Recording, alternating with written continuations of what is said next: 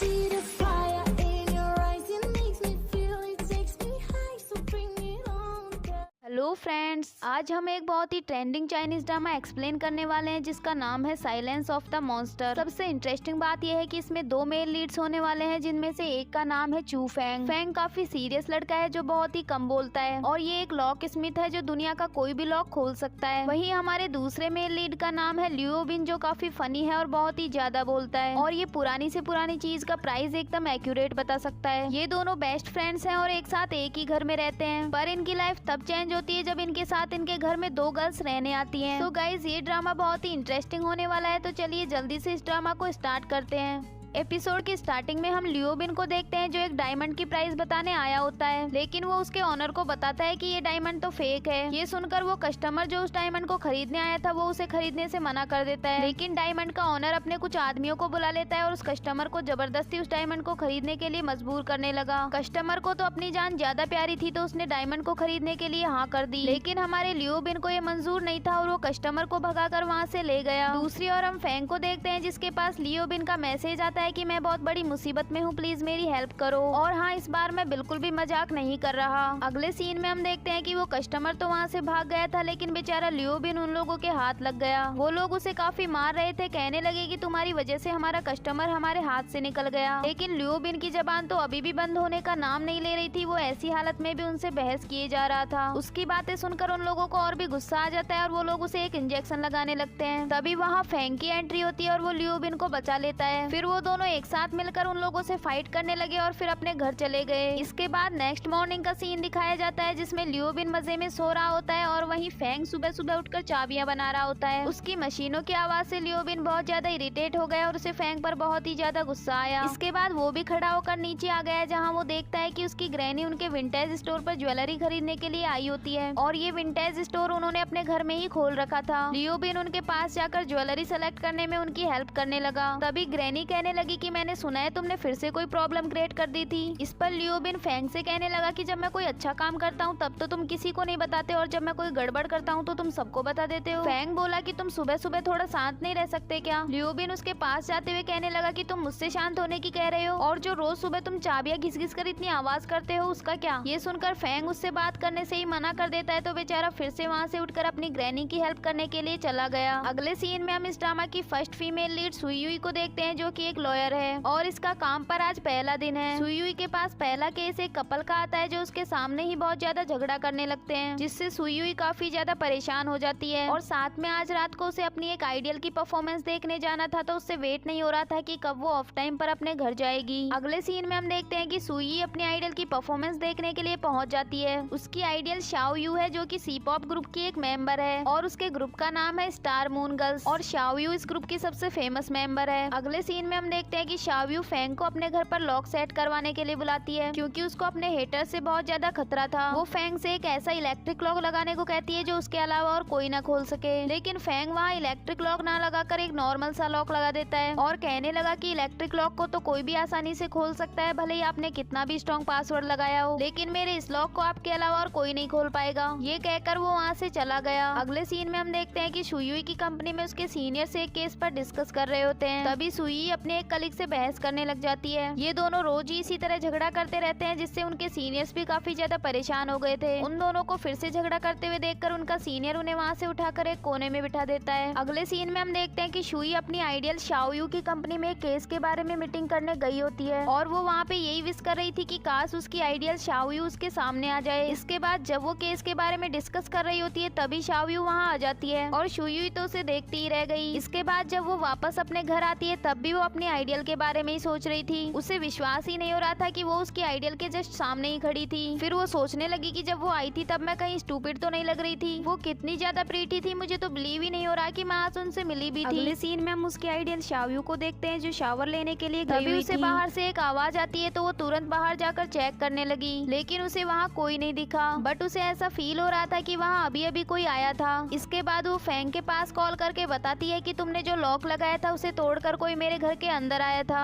इस पर फेंग कहने लगा कि ये तो इम्पॉसिबल है, उस लॉक को तो कोई नहीं तोड़ सकता। इसके बाद शाओयू से मिलने के लिए बुला लेती है। जब फेंग उससे मिलने के लिए जा रहा होता है तभी लियो बिन कहने लगा कि मैं भी तुम्हारे साथ चलूंगा। इसके बाद वो उसके साथ चलते चलते फेंग की वीडियो बना रहा होता है। फेंग उससे वीडियो बंद करने के लिए कहता है तो लियो बिन कहने लगा कि मैंने कहा था कि हम अपनी लाइफ के कुछ मोमेंट्स को रिकॉर्ड करेंगे, तुमने इस पर एग्री भी किया था तो अब तुम मना नहीं कर सकते। इसके बाद वो शाओयू से मिलने के लिए पहुंच जाते हैं और फेंग उससे बात करने के लिए उसके पास जाता है। तभी सुई उन दोनों को शाओयू के पास देखती है तो उसको लगता है कि वो दोनों उसके आइडियल को चोट पहुंचाने वाले हैं, तो वो वहां जाकर उन दोनों को मारने लग जाती है और बेचारे फेंग का तो उसने चश्मा भी तोड़ दिया। अगले सीन में हम देखते हैं कि शुई उन दोनों से माफी मांग रही होती है, कहने लगी कि मुझे लग रहा था कि तुम दोनों इनका पीछा कर रहे थे और इसीलिए मैंने तुमसे फाइट की थी, पर तुम टेंशन मत लो, मैं तुम दोनों को इसके बदले में मुआवजा दे दूंगी। तभी शाओयू फेंग से कहने लगी कि तुमने जो लॉक लगाया था उसे तोड़कर कोई मेरे रूम में आया था, मैंने तुमसे इलेक्ट्रिक लॉक लगाने को कहा था पर तुमने नॉर्मल लॉक लगा दिया। फेंग बोला कि ये बिल्कुल इम्पॉसिबल है कि कोई मेरे लगाए हुए लॉक को तोड़ सके। तभी शुई कहने लगी कि शाओयू अब मेरी क्लाइंट है और तुम्हारे लॉक की वजह से मेरे क्लाइंट को प्रॉब्लम हुई है, मैं तुम पर कभी भी मुकदमा कर सकती हूँ। तभी लियो बिन कहने लगा कि मुकदमा करने की कोई जरूरत नहीं है, हम खुद ही पता लगा लेंगे कि वो आदमी कौन था। इसके बाद वो दोनों शाओयू के घर जाकर लॉक चेक करने लगते हैं। वही सुई तो काफी ज्यादा एक्साइटेड थी, आखिर उसकी आइडियल अब उसकी क्लाइंट जो बन गई थी। वही फेंग लियो बिन से कह रहा था कि तुम मेरे काम के बीच में क्यों आ रहे हो, जाओ जाकर उन दोनों से बात करो।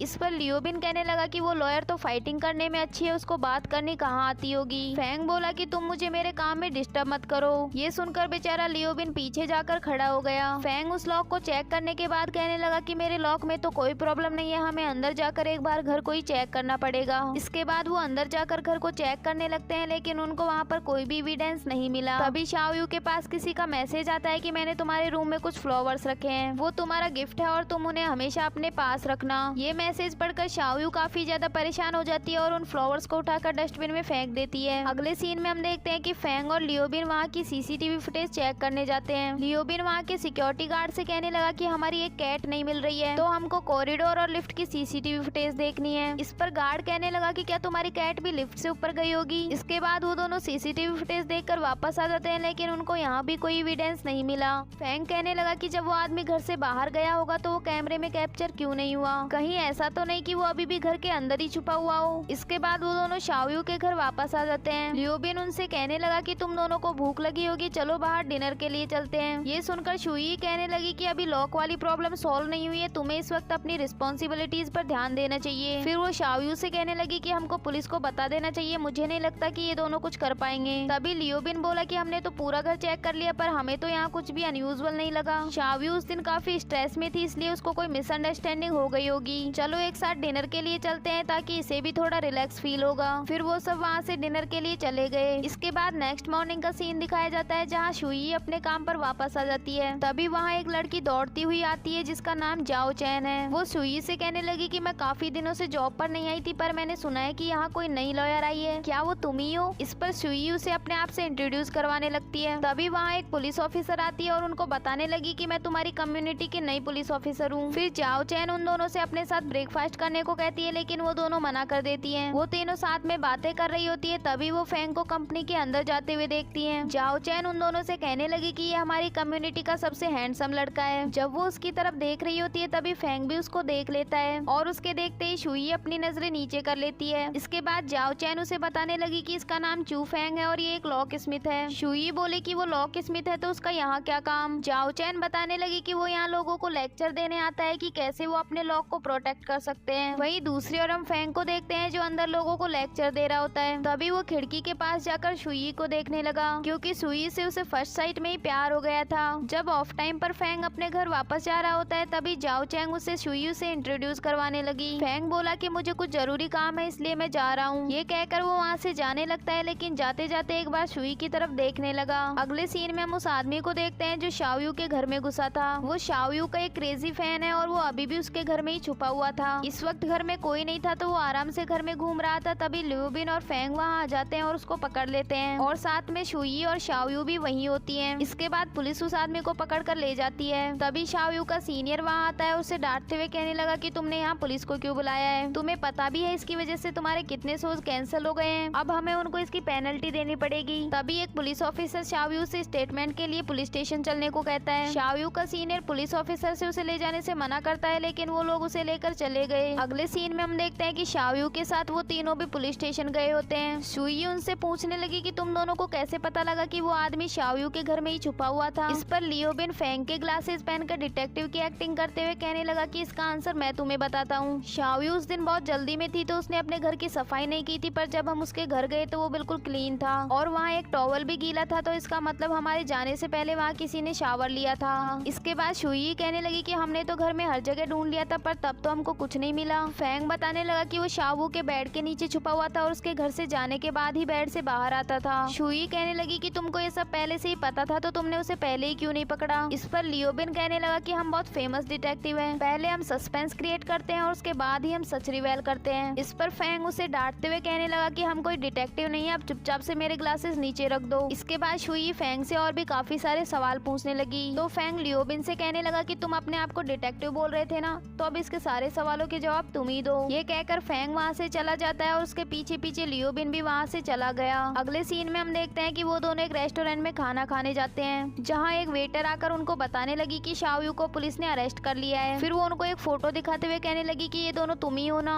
जब वो अरेस्ट हुई थी तब क्या तुम दोनों भी वहीं थे। इस पर लियो बिन कहने लगा कि हाँ हम दोनों भी वहीं थे, पर पुलिस ने उसे अरेस्ट नहीं किया, वो तो सिर्फ स्टेटमेंट देने के लिए गई थी। इसके बाद लियो बिन फेंग से कहने लगा कि उस लॉयर ने पुलिस को बुलाकर शाओयू के लिए और भी ज्यादा प्रॉब्लम बढ़ा दी। मुझे यकीन है कि जब शुई वापस काम पर जाएगी तो उसके बॉस उसे पक्का डांटेंगे। ये सुनकर फेंग थोड़ा उदास हो गया क्योंकि आखिर शुई अब उसकी क्रश है। अगले सीन में हम शुई को देखते हैं जो काफी उदास बैठी हुई थी। तभी हमें फ्लैशबैक में एक सीन दिखाया गया है जिसमें उसके बॉस उसको डांट रहे थे, कहने लगे कि तुमने वहाँ पुलिस को क्यों बुलाया, तुमसे शाओयू के केस में इन्वॉल्व होने के लिए किसने कहा था, तुम उसकी फैन हो इसीलिए तुम उसके केस में पर्सनली इन्वॉल्व हो गई, पर जो तुमने किया वो बिल्कुल अनफेयर था। और ये सब याद करके शुई काफी ज्यादा परेशान हो रही थी। इसके बाद वो अपने घर वापस चली जाती है पर उसे अपने बैग में घर की चाबी नहीं मिलती। अगले सीन में हम शुई की फ्रेंड जाओ चैन को देखते हैं जो उसी रेस्टोरेंट में आई हुई थी जिसमें फेंग और लियो बिन आए हैं। तभी उसके पास शुई का कॉल आता है जो उसे बताती है कि मेरे घर की चाबी नहीं मिल रही। इस पर जाओ चैन कहने लगी कि फेंग घर का लॉक खोलने में तुम्हारी हेल्प कर देगा, लेकिन शुई कहने लगी कि नहीं मैं किसी तरह मैनेज कर लूंगी। वही फेंग ने भी उन दोनों की बातें सुन ली थी। अगले सीन में हम देखते हैं कि शुई अपने घर के बाहर बैठी होती है, तभी वहाँ फेंग आ जाता है और उसके डोर का लॉक खोल देता है। इसके बाद शुई उसे उसके पैसे ट्रांसफर कर देती है। तभी फेंग उससे उसका फोन मांगता है और उसमें अपने नंबर सेव कर देता है। इसके बाद वो वहाँ से चला जाता है, लेकिन जाते हुए सोचने लगा कि इसका लॉक इतनी आसानी से कैसे खुल गया, कहीं इसके साथ भी तो वही नहीं हो रहा जो शाओयू के साथ हुआ। वही दूसरी ओर हम शुई को देखते हैं जो फेंग के नंबर देखते हुए उसी के बारे में सोच रही थी। तभी उसके घर का डोर नॉक होता है और जब वो खोलती है तो देखती है कि वहाँ फेंग था जो घर के अंदर आकर उसके घर की इन्वेस्टिगेट करने लगा। शुई कहने लगी कि मैं 6 महीने से यहाँ रह रही हूँ पर आज तक मेरे साथ कुछ नहीं हुआ, और वैसे भी मैं शाओयू की तरह कोई बड़ी स्टार थोड़े ही हूँ। मेरे मकान मालिक को किसी दूसरी जगह शिफ्ट होना था इसीलिए उन्होंने मुझे ये घर रेंट पर दे दिया। तभी फेंग को वहाँ एक पेंटिंग दिखती है और जब वो उसको अच्छे से चेक करता है तो उसे वहाँ एक लेंस मिला। जब वो इस लेंस को लियो बिन को दिखाते हैं तो वो बताने लगा कि ये एक माइक्रो कैमरा है। ये सुनकर शुई काफी ज्यादा परेशान हो गई। लियो बिन बताने लगा कि ये बहुत ही एडवांस कैमरा है, जब कोई रूम के अंदर नहीं होता है तो ये ऑफ हो जाता है और जब कोई रूम के अंदर आता है तो ये ऑटोमेटिक उसे डिटेक्ट कर लेता है और ऑन हो जाता है। शुई उससे उसका मेमोरी कार्ड निकालने को कहती है, लेकिन लियो बिन बताता है कि इसमें कोई मेमोरी कार्ड नहीं होता, इसमें जो भी रिकॉर्ड होता है वो लाइव टेलीकास्ट होता है। ये सुनकर शुई काफी ज्यादा रोने लग जाती है और सोचने लगी कि मैं पिछले 6 महीने से हर वक्त इस कैमरे की नजर में थी। तभी फेंग उससे इस बारे में पुलिस को इन्फॉर्म करने को कहता है। वो तीनों पुलिस स्टेशन में होते हैं और पुलिस शुई के मकान मालिक से पूछताछ कर रही होती है। मकान मालिक बताने लगा कि मैंने उस दिन ड्रिंक कर रखी थी तो मैं गलती से शुई के घर पर चला गया। मुझे लगा कि वो लॉयर है तो काफी अमीर होगी, लेकिन मुझे इसके घर पर सिर्फ 20 युआन मिले। मुझे नहीं पता था कि ये तो मुझसे भी बड़ी गरीब है। मैंने वो पैसे वापस रख दिए और वहाँ से चला गया, लेकिन मैंने इसके घर पर कोई कैमरास नहीं लगाए। इसके बाद पुलिस ऑफिसर बाहर आकर उन तीनों को बताने लगा कि हमने मिस्टर कांग से पूछताछ कर ली है, पर हमें ऐसा कोई रीजन नहीं मिला जिससे हम उन पर शक करें। मकान मालिक से भी पूछताछ करेंगे एंड डोंट वरी, हम आपकी वीडियोस को भी जल्द से जल्द ढूंढ लेंगे।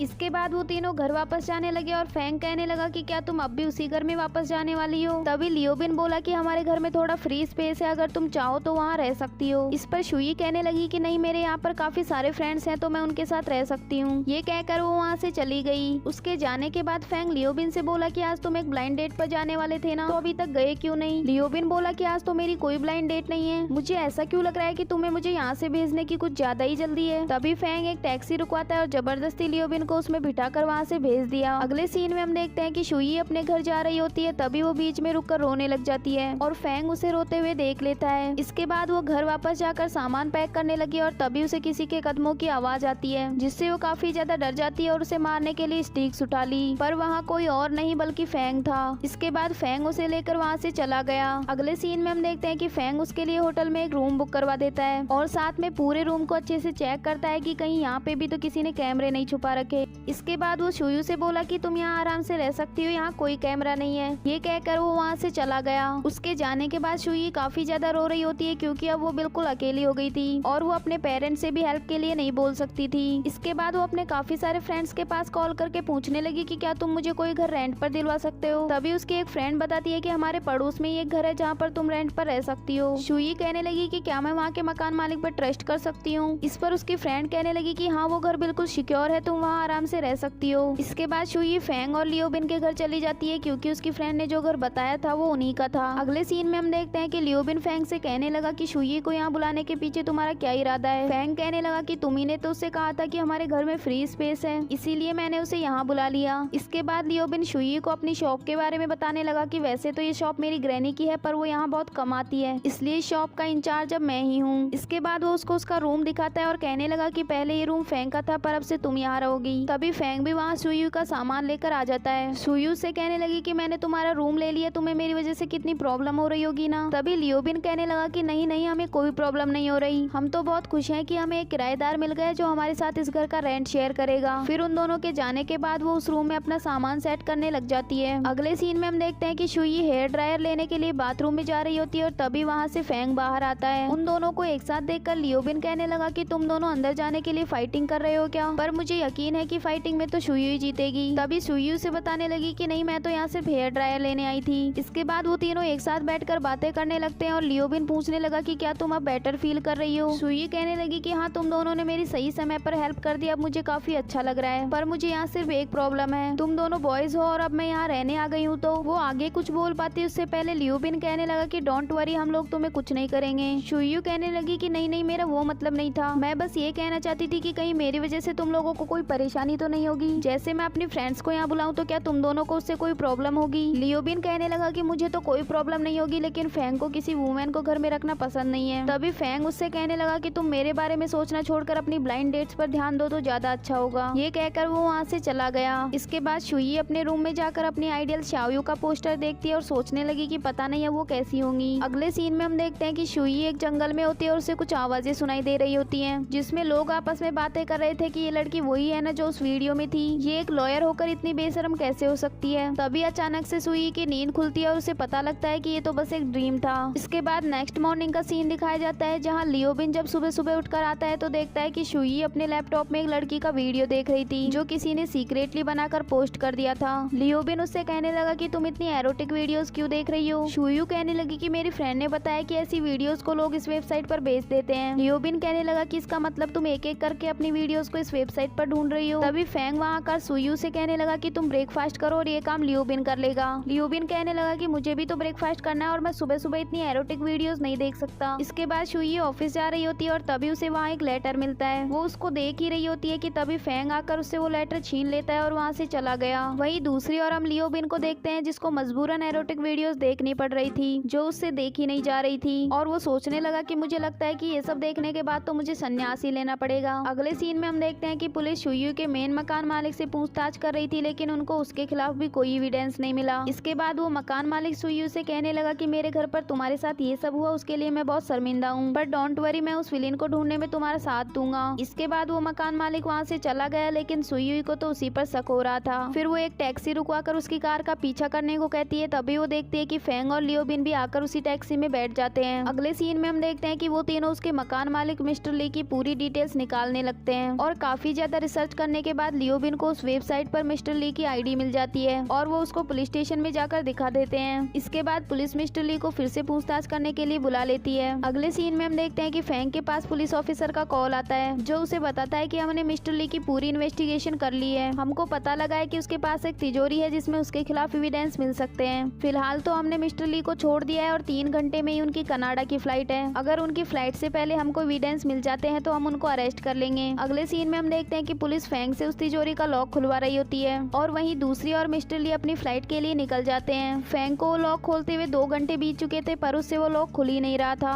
तभी एक पुलिस ऑफिसर लियोबिन से कहने लगी कि तुमने तो कहा था कि ये कुछ ही सेकंड्स में लॉक खोल देता है, अब तो 2 घंटे हो चुके हैं फिर भी इससे लॉक क्यों नहीं खुला। लियोबिन कहने लगा कि नॉर्मल लॉक स्मिथ बिना पासवर्ड के एक लॉक खोलने में 10 घंटे लगा देते हैं, इसे तो अभी सिर्फ 2 घंटे हुए हैं, डोंट वरी वो थोड़ी देर में लॉक खोल देगा। वहीं दूसरी और मिस्टर ली की फ्लाइट का टाइम हो गया था, वो वहाँ से जाने वाला था कि तभी फेंग वो लॉक खोल देता है और पुलिस तुरंत आकर मिस्टर ली को अरेस्ट कर लेती है। जब सुयुई को पता लगा कि मिस्टर ली अरेस्ट हो गए हैं तो वो जल्दी से दौड़ते हुए पुलिस स्टेशन आ गई और उनसे पूछने लगी कि आपको मेरी वीडियोस मिली या नहीं। तभी एक पुलिस ऑफिसर कहने लगी कि हमारी साइबर पुलिस ने उन कैमरास को अच्छे से चेक किया है, उनमें ना तो कोई वीडियो स्टोर होती है और ना ही ट्रांसफर होती है। ये सुनकर सुयुई को काफी रिलैक्स फील होता है और इसके बाद वो तीनों एक साथ घर वापस चले गए। अगले सीन में हम देखते हैं कि फेंग सबके लिए डिनर बना रहा होता है और तभी वहाँ सुयुई आकर कहने लगी कि आज डिनर मैं बना देती हूँ। इस पर फेंग उसे रेसिपी बताकर वहाँ से चला गया और सुयुई डिनर बनाने लगी। इसके बाद वो डिनर के लिए फेंग को बुलाने जाती है तो देखती है कि वो सोफे पर ही सोया हुआ था। सुयुई धीरे से जाकर उस पर कंबल ओढ़ देती है और फिर उसका चश्मा उतारने लगती है, लेकिन तभी फेंग उसका हाथ पकड़ देता है और सुयुई को काफी इम्प्रेस फील हो रहा था। तभी उसके पास किसी का कॉल आ जाता है और वो वहाँ से उठकर चली गई। अगले सीन में हम देखते हैं कि तीनों एक साथ बैठकर डिनर कर रहे होते हैं। तभी लियोबिन सुयुई से कहने लगा कि तुम्हें कुछ भी खाने का मन हो तो फेंग को बता देना, ये वो डिशेज भी बना सकता है जो इसको बनानी ना आती हो। इसके बाद सुयुई पूछने लगी कि मुझे इस खाने के लिए कितना पे करना पड़ेगा, अब हम एक साथ खाना खाते हैं तो इसका खर्चा भी तो हमको बराबर बांटना होगा। तभी लियोबिन फेंग से कहने लगा कि ये तो मैंने सोचा ही नहीं, इतने सालों से मैं तुम्हारे साथ फ्री का खाना खा रहा था। इस पर फेंग कहने लगा कि ठीक है अब तुमने याद दिलाई दिया है तो इस साल के खाने का बिल अब तुम ही पे करोगे। लियोबिन बोला कि मैं तुम्हारा फ्रेंड हूँ, तुम अपने फ्रेंड से बिल कैसे मांग सकते हो। फिर वो सुयुई से कहने लगा कि खाने के बिल के बारे में बाद में सोचना, पहले तुमने जो फेंग का चश्मा तोड़ा था उसका तो बिल पे करो। सुयुई कहने लगी कि जैसे ही मेरी सैलरी मिलेगी मैं तुरंत ही इसका बिल पे कर दूंगी। तभी फेंग उन दोनों को चुप कराकर खाना खाने को कहता है। डिनर के बाद फेंग लियोबिन से प्लेट्स धोने को कहता है तो लियोबिन कहने लगा कि कल भी मैंने ही प्लेट साफ की थी, आज तुम करोगे। तभी सुयुई कहने लगी कि कोई बात नहीं, प्लेट्स मैं साफ कर देती हूँ। तभी वो दोनों एक साथ उससे कहते हैं कि लड़कियों को प्लेट्स नहीं धोनी चाहिए। इसके बाद लियोबिन फेंग से कहने लगा कि आधी प्लेट्स मैं साफ कर देता हूँ लेकिन आधी तुम्हें करनी पड़ेगी। इस पर फेंग बोला कि मुझे आधा काम करना पसंद नहीं है। ये कहकर वो वहाँ से उठकर चला गया और लियोबिन को उस पर बहुत गुस्सा आया। अगले सीन में हम देखते हैं कि सुयुई का बॉस उसे बताता है कि तुम्हारी आइडियल मिस शाओयू कहीं मिसिंग है और उसकी कंपनी के लोग उसे ढूंढ नहीं पा रहे। तुमने उसका केस हैंडल किया था तो तुम्हारे पास उसके कॉन्टेक्ट नंबर होंगे, तुम उससे कॉन्टेक्ट करने की कोशिश करो और कुछ पता लगे तो मुझे भी इन्फॉर्म कर देना। ये कहकर वो वहाँ से चला गया। इसके बाद वो कई बार अपनी आइडियल के पास कॉल करती है लेकिन उसका फोन स्विच ऑफ आ रहा था। फिर वो घर जाकर फेंग और लियोबिन से अपनी आइडियल को ढूंढने के लिए कहती है। अगले सीन में हम देखते हैं कि वो तीनों उसे काफी जगह ढूंढ लेते हैं लेकिन उन्हें वो कहीं नहीं मिलती। इसके बाद सुयुई काफी परेशान होकर उन दोनों से कहने लगी कि मुझे पता है वो इस वक्त कैसा फील कर रही होंगी, आखिर उनके साथ भी तो वही हुआ था जो मेरे साथ हुआ है। मेरी हेल्प करने के लिए तुम दोनों हो पर उसके पास ऐसा कोई नहीं है जिस पर वो भरोसा कर सके, इसलिए हमको ही उसकी हेल्प करनी चाहिए। लियोबिन कहने लगा कि तुम टेंशन मत लो, हम जल्द से जल्द उसे ढूंढ लेंगे और उसकी हेल्प भी करेंगे। अगले सीन में हम देखते हैं कि फेंग अपने काम के बाद अपने घर वापस जा रहा होता है। तभी उसके पास एक छोटा बच्चा आता है और उसे एक बॉक्स देते हुए कहने लगा कि मैंने इसमें 1 साल से पैसे सेव करके रखे हैं और अब इनसे मुझे मेरी मॉम को एक गिफ्ट देना है लेकिन इसकी चाबी कहीं खो गई है, तो क्या आप इसे खोल सकते हैं। फिर फेंग उसे वो बॉक्स खोल कर दे देता है। जब वो वहाँ से जा रहा होता है तभी वो एक शॉप पर सुयुई की आइडियल को देखता है और फिर तुरंत सुयुई को कॉल करके उसके बारे में बता देता है। अगले सीन में हम देखते हैं कि सुयुई अपनी आइडियल से मिलने आ जाती है और उससे कहने लगी कि तुम्हें पता भी है तुम्हारी कंपनी के लोग तुम्हें कितना ढूंढ रहे थे। इस पर उसकी आइडियल कहने लगी कि अब उनको मेरे बिना ही मैनेज करना होगा क्योंकि अब मैं उस कंपनी में वापस नहीं जाना चाहती और ना ही अब मैं स्टार बनकर रहना चाहती हूँ। तभी सुयुई उसे कहने लगी कि पहले आप एक बैकअप डांसर थी और फिर आपने बहुत मेहनत की और सी-पॉप ग्रुप की सबसे फेमस मेंबर बन गई, तो फिर आप इस तरह गिव अप कैसे कर सकती हैं। पिछले कुछ दिनों में मेरे साथ भी वही हुआ जो आपके साथ हुआ था, किसी ने मेरे घर में कैमरास लगवा दिए थे।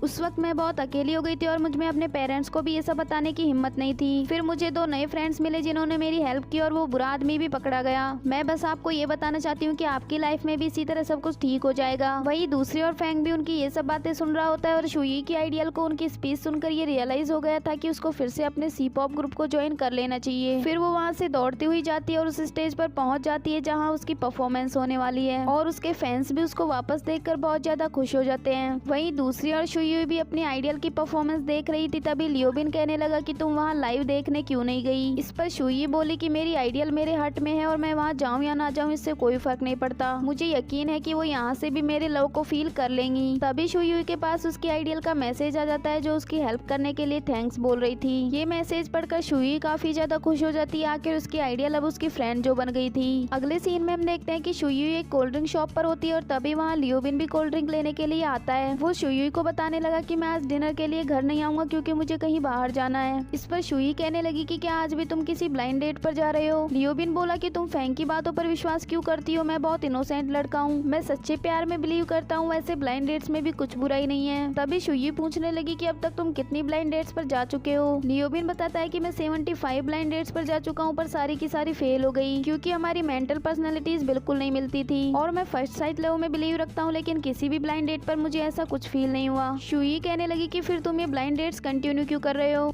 इस पर लियोबिन बोला कि ये मेरे पेरेंट्स का ऑर्डर है और मैं उनकी खुशी के लिए कुछ भी कर सकता हूँ। ये कहकर वो वहाँ से चला गया। अगले सीन में हम देखते हैं कि फैंग डिनर बना रहा होता है और तभी शुई भी घर वापस आ जाती है। फिर फैंग उससे अपने साथ डिनर करने को कहता है। इसके बाद शुई उसे बताने लगी कि लियोबिन डिनर पर नहीं आएगा क्योंकि वो ब्लाइंड डेट पर गया है। फिर वो फैंग से पूछने लगी कि क्या वो हमेशा ही ब्लाइंड डेट्स पर रहता है। इस पर फैंग शॉक्ड होकर उसकी तरफ देखता है तो शुई कहने लगी कि मुझे गलत मत समझो, मैं ये मेरे लिए नहीं किसी और के लिए पूछ रही थी। वहीं दूसरी ओर हम लियोबिन को देखते हैं जो एक लड़की के साथ ब्लाइंड डेट पर गया होता है और साथ में उस लड़की का कजन भी उसके साथ आया था। वो लड़की लियोबिन से पूछने लगी कि तुम कितने पैसे कमाते हो और क्या तुम्हारा खुद का घर है। इस पर लियोबिन बताने लगा कि नहीं, मैंने अपने एक फ्रेंड के साथ एक अपार्टमेंट रेंट पर ले रखा है। फिर वो लड़की कहने लगी कि तुम्हारा फ्रेंड क्या काम करता है। लियोबिन बताने लगा कि वो एक लॉक स्मिथ है और वो दुनिया का कोई भी लॉक खोल सकता है। तभी उस लड़की का कजन उससे कहने लगा कि ज्यादातर लॉक इसमें चोर ही होते हैं, तो तुम थोड़ा इनसे संभल कर रहना। ये सुनकर लियोबिन को बहुत गुस्सा आ जाता है और वो उस आदमी से कहने लगा कि मैं अपने फ्रेंड को बहुत अच्छे से जानता हूँ, अगर दोबारा उसके बारे में कुछ गलत बोला तो मैं तुम्हें बताऊंगा कि रियल थीफ कैसा होता है। ये कहकर वो वहाँ से चला गया। अगले सीन में हम देखते हैं कि एक पुलिस ऑफिसर उसके कैप्टन से फैंग के बारे में बात कर रही होती है। वो कहने लगी कि फैंग कुछ ही सेकंड्स में लॉक खोल सकता है, उसको ये सब किसने सिखाया होगा, और अगर उसने इलीगल काम करने शुरू कर दिए तो उसको कौन रोक सकता है। इस पर कैप्टन बोला कि वो ऐसा नहीं करेगा,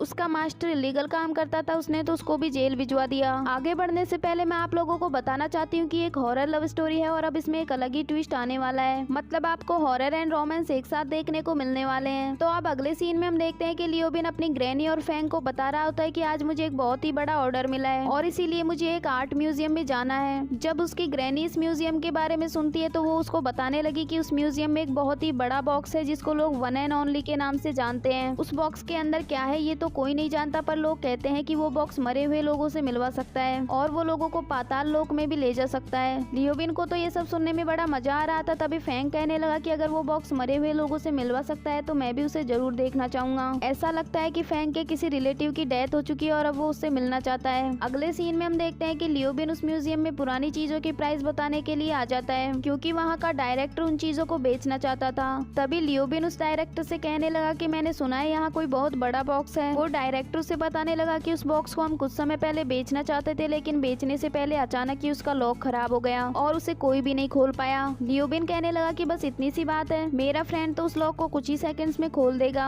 तभी डायरेक्टर बोला कि वो लॉक थोड़ा अजीब है, जैसे ही लोग उसके पास जाते हैं तो उनको अचानक से ठंड लगने लगती है और अब कोई भी उस बॉक्स के करीब जाने की हिम्मत नहीं करता। मिस्टर वैंग के अलावा कोई नहीं जानता था कि उस बॉक्स के अंदर आखिर क्या है। अगले सीन में हम देखते हैं कि लियोबिन फैंग को उस लॉक को खुलवाने के लिए लेकर आ जाता है। जब फैंग उस लॉक को खोल रहा होता है तो देखता है कि वो लॉक एक बर्ड की शेप में था। तभी वहाँ का डायरेक्टर उनको बताने लगा कि ये बहुत ही पुराने टाइम का लॉक है। एंशिएंट टाइम में बहुत ज्यादा युद्ध हुआ करते थे और युद्ध के टाइम कुछ वुमेन्स इस लॉक से अपने आप को एक रूम में बंद कर लेती थी। अगर अगले दिन ये लॉक अपने आप खुल जाता था तो इसका मतलब होता था कि उनका हस्बैंड युद्ध से सेफली वापस आ जाएगा, और अगर ये लॉक नहीं खुलता था तो वो वुमेन्स या तो उस रूम से अचानक गायब हो जाती थी या फिर मर जाती थी। फैंग जब उस लॉक को खोल रहा होता है तो उसे अचानक से ठंड लगने लग जाती है और अगले ही पल वो एक जंगल में पहुंच जाता है और उसे वहाँ एक लड़की की आवाज सुनाई दे रही थी जो उसका नाम लेकर उसे बुला रही थी। तभी लियोबिन उसे बॉक्स के पास से उठा देता है। फैंग उस डायरेक्टर से कहने लगा कि मैं आज इस लॉक को नहीं खोल सकता, मुझे इसके लिए कुछ प्रिपरेशन करनी पड़ेगी। ये कहकर वो वहाँ से चला गया। अगले सीन में हम देखते हैं कि फैंग और लियोबिन एक साथ कॉफी पी रहे होते हैं। तभी लियोबिन कहने लगा कि आज तो मैंने तुम्हारी जान बचाई थी, तुम ये मानते हो या नहीं। फैंग कहने लगा कि तुम ही तो मुझे वो बॉक्स खोलने के लिए लेकर गए थे। लियोबिन बोला कि वो तो तुम्हें ऐसी वियर्ड चीजें करना पसंद है, इसीलिए मैं तुम्हें वहाँ लेकर गया था। वैसे तुम्हें क्या लगता है कि उसके अंदर कोई भूत है? अगर ऐसा है तो मैं उनसे अपनी फीस बढ़ाने को कहूंगा, मैं तो ऑलमोस्ट तुम्हें खो ही चुका था। तभी फैंग उससे पूछने लगा कि तुम अब कहाँ जाने वाले हो। लियोबिन बताता है कि मुझे एक और ब्लाइंड डेट पर जाना है और ये कहकर वो वहाँ से चला चला गया। अगले सीन में हम शुयुई को देखते हैं जो अपनी कंपनी में अपना वर्क कर रही होती है। तभी एक एम्प्लॉय आकर उसे कुछ डॉक्यूमेंट्स देकर जाती है। जब वो उन डॉक्यूमेंट्स को देखती है तो उनमें काफी सारी पुरानी चीजों की फोटो थी और साथ में उस बॉक्स की भी फोटो थी जिसका लॉक खोलने के लिए फेंक गया था। वहीं दूसरी ओर हम देखते हैं कि लियोबिन एक लड़की के साथ ब्लाइंड डेट पर गया होता है। वो लड़की तो खाने की फोटो ही लिए जा रही थी और लियोबिन से खाने का वेट नहीं हो रहा था। वो लड़की लियोबिन से उसकी एक फोटो लेने को कहती है और लियोबिन जब उसकी फोटो लेता है तो वो उस लड़की को बहुत पसंद आई। फिर वो लड़की उससे कहने लगी कि मैं चाहती हूँ कि तुम रोज इसी तरह मेरी पिक्चर लो। मेरा मतलब क्या अब हम एक कपल बन सकते हैं। इस पर लियोबिन उसे मना कर देता है तो वो लड़की पूछने लगी कि क्या तुम किसी और को लाइक करते हो। लियोबिन कहता है कि फिलहाल तो मैं किसी को लाइक नहीं करता। तभी वो लड़की लियोबिन को बताती है कि एक आदमी काफी देर से तुम्हारी तरफ देख रहा है। अगले सीन में हम देखते हैं कि शुयुई घर के बाहर खड़े होकर फेंग का वेट कर रही थी क्योंकि उसके पास घर की चाबी नहीं थी। फेंग आकर डोर खोल देता है और वो दोनों अंदर चले गए। इसके बाद शुयुई अपने रूम में जाकर उन्हीं डॉक्यूमेंट्स को देख रही थी जिनमें उस बॉक्स की फोटो थी। तभी फेंग वहाँ आकर उसको घर की दूसरी चाबी देकर वहाँ से चला गया। वहीं दूसरी ओर हम लियोबिन को देखते हैं जो उसी आदमी से बात कर रहा था जो थोड़ी देर पहले उसकी तरफ देख रहा था। लियोबिन उससे पूछने लगा कि तुम्हें मुझसे क्या काम है। इस पर मिस्टर वान कहने लगे कि मुझे तुमसे कुछ वेरीफाई करवाना है। मैं चाहता हूँ कि तुम मेरी फियोंसे के बारे में वेरीफाई करो क्योंकि मुझे लगता है कि वो एक एलियन है। इसके बाद नेक्स्ट मॉर्निंग का सीन दिखाया जाता है जहाँ लियोबिन अभी सो रहा होता है और फेंग उसके रूम का डोर नॉक करता है। लियोबिन परेशान होकर खड़ा हो जाता है और डोर खोलकर उससे कहने लगा कि तुम्हें पता भी है मैं कल रात को कितनी लेट सोया था। मुझे टॉर्चर करने में तुम्हें मजा आता है क्या। फेंग बोला कि नीचे तुमसे कोई मिलने आया है। ये कहकर वो वहाँ से चला गया। इसके बाद लियोबिन उस आदमी से मिलने आ जाता है और उसे कहने लगा कि मैंने आपसे कल भी कहा था कि मैं आपकी हेल्प नहीं कर सकता। मैं सिर्फ चीजों को वेरीफाई करता हूँ, इंसानों को नहीं। मिस्टर वान कहने लगे कि मैंने तुम्हारा बैकग्राउंड चेक किया है और मुझे लगता है कि तुम सब कुछ वेरीफाई कर सकते हो। तभी लियोबिन उनके सामने अपनी सारी डिग्रीज लाकर रख देता है और कहने लगा कि बताओ इनमें कहाँ लिखा है कि मैं इंसानों को वेरीफाई करता हूँ। तभी मिस्टर वान थोड़ा उदास होकर कहने लगे कि मैं अपनी फियोंसी से जल्दी शादी करने वाला हूँ। मैं शादी से पहले जानना चाहता हूँ कि वो सच में मुझे लाइक करती है या नहीं। तभी लियोबिन को फ्लैशबैक में एक सीन याद आता है जिसमें एक लड़की किसी से फोन पर कह रही थी कि मैं उसे लाइक नहीं करती, मैं उससे मजबूरी में शादी कर रही हूँ और ये वो भी अच्छी तरह जानता है। वहीं लियोबिन भी उसकी ये सब बातें सुन रहा होता है। लियोबिन ये सब याद करके थोड़ा उदास हो गया और फिर वो मिस्टर वांग की हेल्प करने के लिए भी मान जाता है। फिर मिस्टर वांग अपनी फियोंसी के बारे में बताने लगे कि पहले हम दोनों के थॉट्स लाइक डिसलाइक सब कुछ मिलते थे, पर जब से हमारी एंगेजमेंट हुई अचानक से उसका बिहेवियर चेंज हो गया है। अब वो ऐसी ड्रेस पहनने लगी है जो पहले उसे पहनना बिल्कुल पसंद नहीं थी। लियोबिन कहने लगा कि हर इंसान की हैबिट्स चेंज होती रहती है, इसमें इतना सोचने की क्या बात है। ये भी तो हो सकता है कि ये सब वो आपके लिए कर रही हो। इस पर मिस्टर वांग कहने लगे कि मुझे भी ऐसी ड्रेसेस पसंद नहीं है और वैसे भी मुझे वो वैसी ही पसंद है जैसा वो पहले थी। लियोबिन बोला कि ठीक है, मैं अपने पार्टनर के साथ मिलकर उस लड़की के बारे में पता लगाता हूँ। अगले सीन में हम देखते हैं कि लियोबिन मिस्टर वान की फियोंसी का पीछा करने लगता है। वो जहाँ भी जाती लियोबिन उसके पीछे पीछे वहीं आ जाता।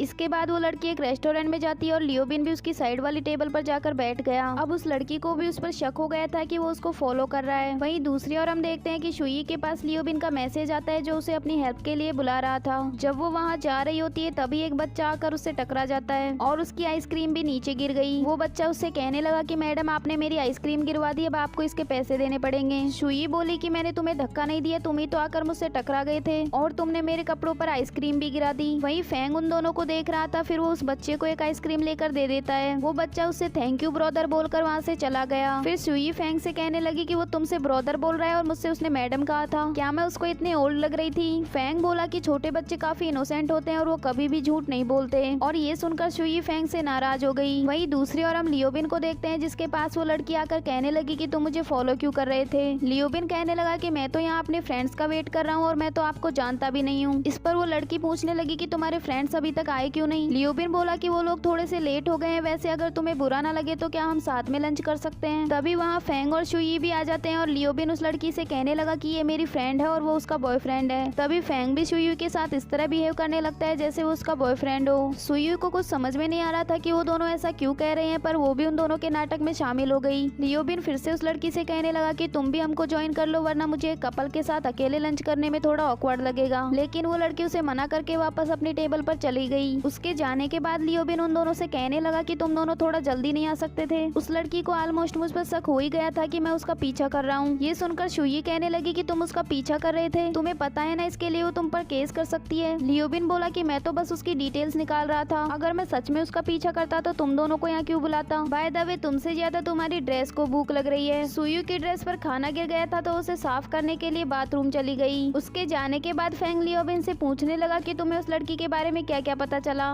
लियोबिन बताने लगा कि उसका बिहेवियर काफी अजीब था। वो बार बार अपने हाथों को वाइप कर रही थी और ऐसी जगह तो टच भी नहीं करती जहाँ किसी और ने टच किया हो। उसके नेल्स भी पूरी तरह कट थे। मुझे तो लगता है कि वो जरूर कोई डॉक्टर होगी। फैंग बोला कि मिस्टर वान ने तो हमें ऐसा कुछ नहीं बताया कि वो एक डॉक्टर है। तभी शुई बाथरूम से वापस आ जाती है और वो उनसे कहने लगी कि मुझे बाथरूम में अभी वो लड़की मिली थी और वो अपने हाथों को बहुत अजीब तरीके से धो रही थी। उसको देखने के बाद मुझे तो समझ नहीं आ रहा था कि मैं अपने हाथों को कैसे धोऊं। अगले सीन में हम देखते हैं कि वो तीनों घर वापस आ रहे होते हैं और लियोबिन बाहर अपनी कार पार्क कर रहा होता है, लेकिन उसे पार्किंग करना अच्छे से नहीं आता था। सुई और फैंग काफी देर से उसका वेट कर रहे थे। तभी फैंग कहने लगा कि ये तो यहाँ 1 घंटा लगा देगा, चलो हम दोनों घर चलते हैं। घर आकर सुई उससे कहने लगी कि मैंने सोचा नहीं था कि लियोबिन को अच्छे से पार्किंग करनी भी नहीं आती होगी। फैंग कहने लगा कि वो हाई स्कूल में भी ऐसा ही था, उसे पार्किंग करना बहुत ज्यादा पसंद है। तभी हमें फ्लैशबैक में हाई स्कूल का सीन दिखाया जाता है जहाँ लियोबिन अपनी साइकिल पार्क कर रहा होता है, लेकिन उससे वो भी पार्क नहीं हो रही थी। तभी फैंग वहाँ आकर उसकी हेल्प करने को कहता है, लेकिन लियोबिन कहने लगा कि नहीं, मैं खुद ही कर लूंगा, तुम बस थोड़ी देर मेरा यहाँ वेट करो। इसके बाद वो दोनों दौड़ते हुए अपनी क्लास में पहुँचते हैं, लेकिन अब वो काफी ज्यादा लेट हो चुके थे तो उनकी टीचर उन दोनों को क्लास से बाहर निकाल देती है। और ये पहली बार था जब वो दोनों मिले थे।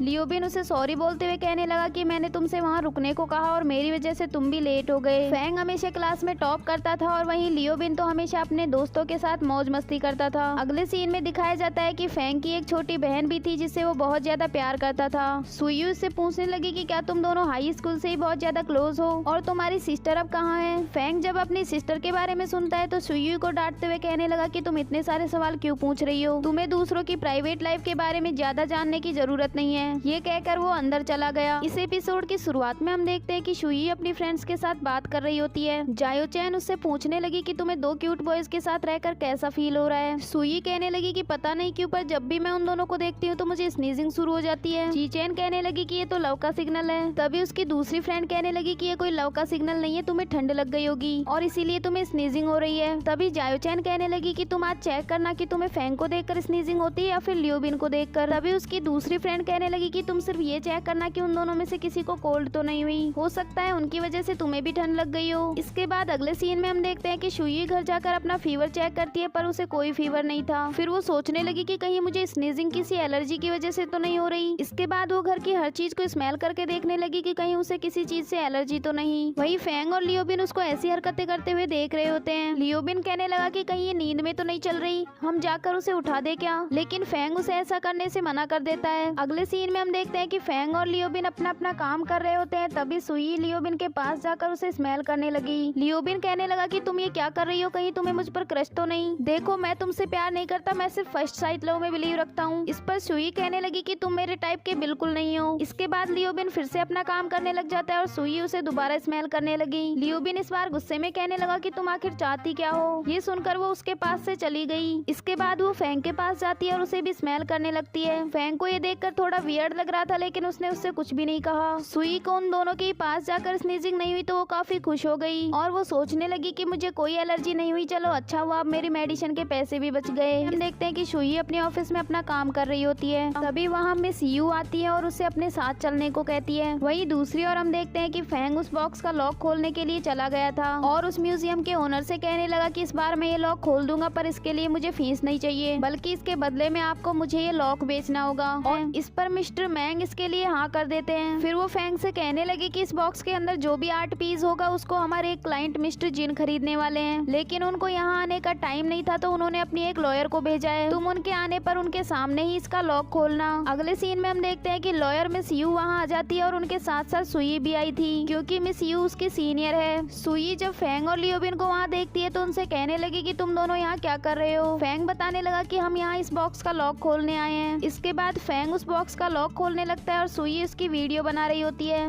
तभी लियोबिन उससे मना कर देता है, कहने लगा कि यहाँ रिकॉर्ड करना अलाउ नहीं है। फिर सब लोग उस बॉक्स से दूर हट जाते हैं और फैंग थोड़ी देर में वो लॉक खोल देता है। फिर कुछ लोग आकर उस बॉक्स को खोल कर चेक करने ही वाले होते हैं कि उसके अंदर आखिर क्या है। तभी वहाँ एक आर्ट डायरेक्टर मिस्टर जीयू आता है और उस बॉक्स को खोलने से मना कर देता है और फिर मिस्टर मैंग से कहने लगा कि तुम्हें इस बॉक्स को बेचने का कोई अधिकार नहीं है। मैंग कहने लगा कि हमारी म्यूजियम का आर्ट है और इसे मेरे डैड यहाँ लेकर आए थे, तो हमें इसे बेचने का अधिकार क्यों नहीं है। जीयू कहने लगा कि ये आर्ट तुम्हारी म्यूजियम का नहीं है, इसको एक आर्टिस्ट मिस्टर डोंगली ने अपनी गर्लफ्रेंड के लिए बनाया था और ये उनकी लास्ट आर्ट थी। उनको ये म्यूजियम काफी पसंद था, इसलिए उन्होंने इसे यहाँ रखवा दिया। मिस्टर डोंगली की अब डेथ हो चुकी है और इस पर सिर्फ उनकी गर्लफ्रेंड का अधिकार है। ये कहकर वो वहाँ से जा ही रहा होता है, तभी वहाँ का ओनर उस बॉक्स को खोल देता है और उसके अंदर एक फिश बॉन होती है। मैंग कहने लगा कि बताओ इसमें भूत कहाँ है, मुझे तो कुछ भी नहीं हुआ। तभी आर्टिस्ट जीवी कहने लगा कि अगर अब कुछ गलत हुआ तो इसके जिम्मेदार तुम खुद होगे। ये कहकर वो वहाँ से चले गए। अगले सीन में हम देखते हैं कि फेंग और लियोबिन घर वापस जा रहे होते हैं। तभी लियोबिन फेंग से कहने लगा कि देखो मैंने तो यहाँ आने से पहले अपने लिए एक धागा बनवा लिया था। फेंग कहने लगा कि तुमने सिर्फ अपने लिए बनवाया है, मेरे लिए क्यों नहीं बनवाया। इस पर लियोबिन बोला कि तुम्हें इन सब चीजों से डर कहाँ लगता है, और वैसे भी अगर तुम्हें कुछ हुआ तो मैं हूं ना तुम्हारे साथ। इसके बाद वो फेंग से पूछने लगा कि तुम वो लॉक क्यों खरीदना चाहते हो। इस पर फेंग उसे बिना कुछ जवाब दिए ही वहाँ से चला गया। अगले सीन में हम फेंग के मास्टर को देखते हैं जिसको कुछ साल पहले उसने जेल भिजवा दिया था, पर अब वो जेल से निकल चुका है। जेल से निकलने के बाद वो एक एटीएम से बहुत सारे पैसे चोरी कर लेता है और फिर एक शॉप पर जाकर अपने लिए एक नया स्मार्टफोन खरीद लेता है। अगले सीन में हम मिस्टर वान को देखते हैं जिनके फोन पर लियोबिन का कॉल आ रहा था। तभी उसकी फियोन्सी उसमें लियोबिन का नाम देखती है तो उसे पता लग जाता है कि उस दिन लियोबिन उसे फॉलो इसीलिए कर रहा था क्योंकि मिस्टर वान ने उसे करने को कहा था। अगले सीन में हम सुयुई को देखते हैं जो ऑफिस से घर वापस आ जाती है। तभी फेंग उससे कहने लगा कि तुम इतनी परेशान क्यों लग रही हो। सुई कहने लगी कि हमारा क्लाइंट अभी भी उस आर्ट पीस को खरीदना चाहता है, इसीलिए मैं पता लगाना चाहती हूँ कि मिस्टर डोंगली की गर्लफ्रेंड कौन है ताकि हम उससे उस आर्ट को खरीद सके। फेंग कहने लगा कि उसकी गर्लफ्रेंड को ढूंढने में मैं तुम्हारी हेल्प करूंगा।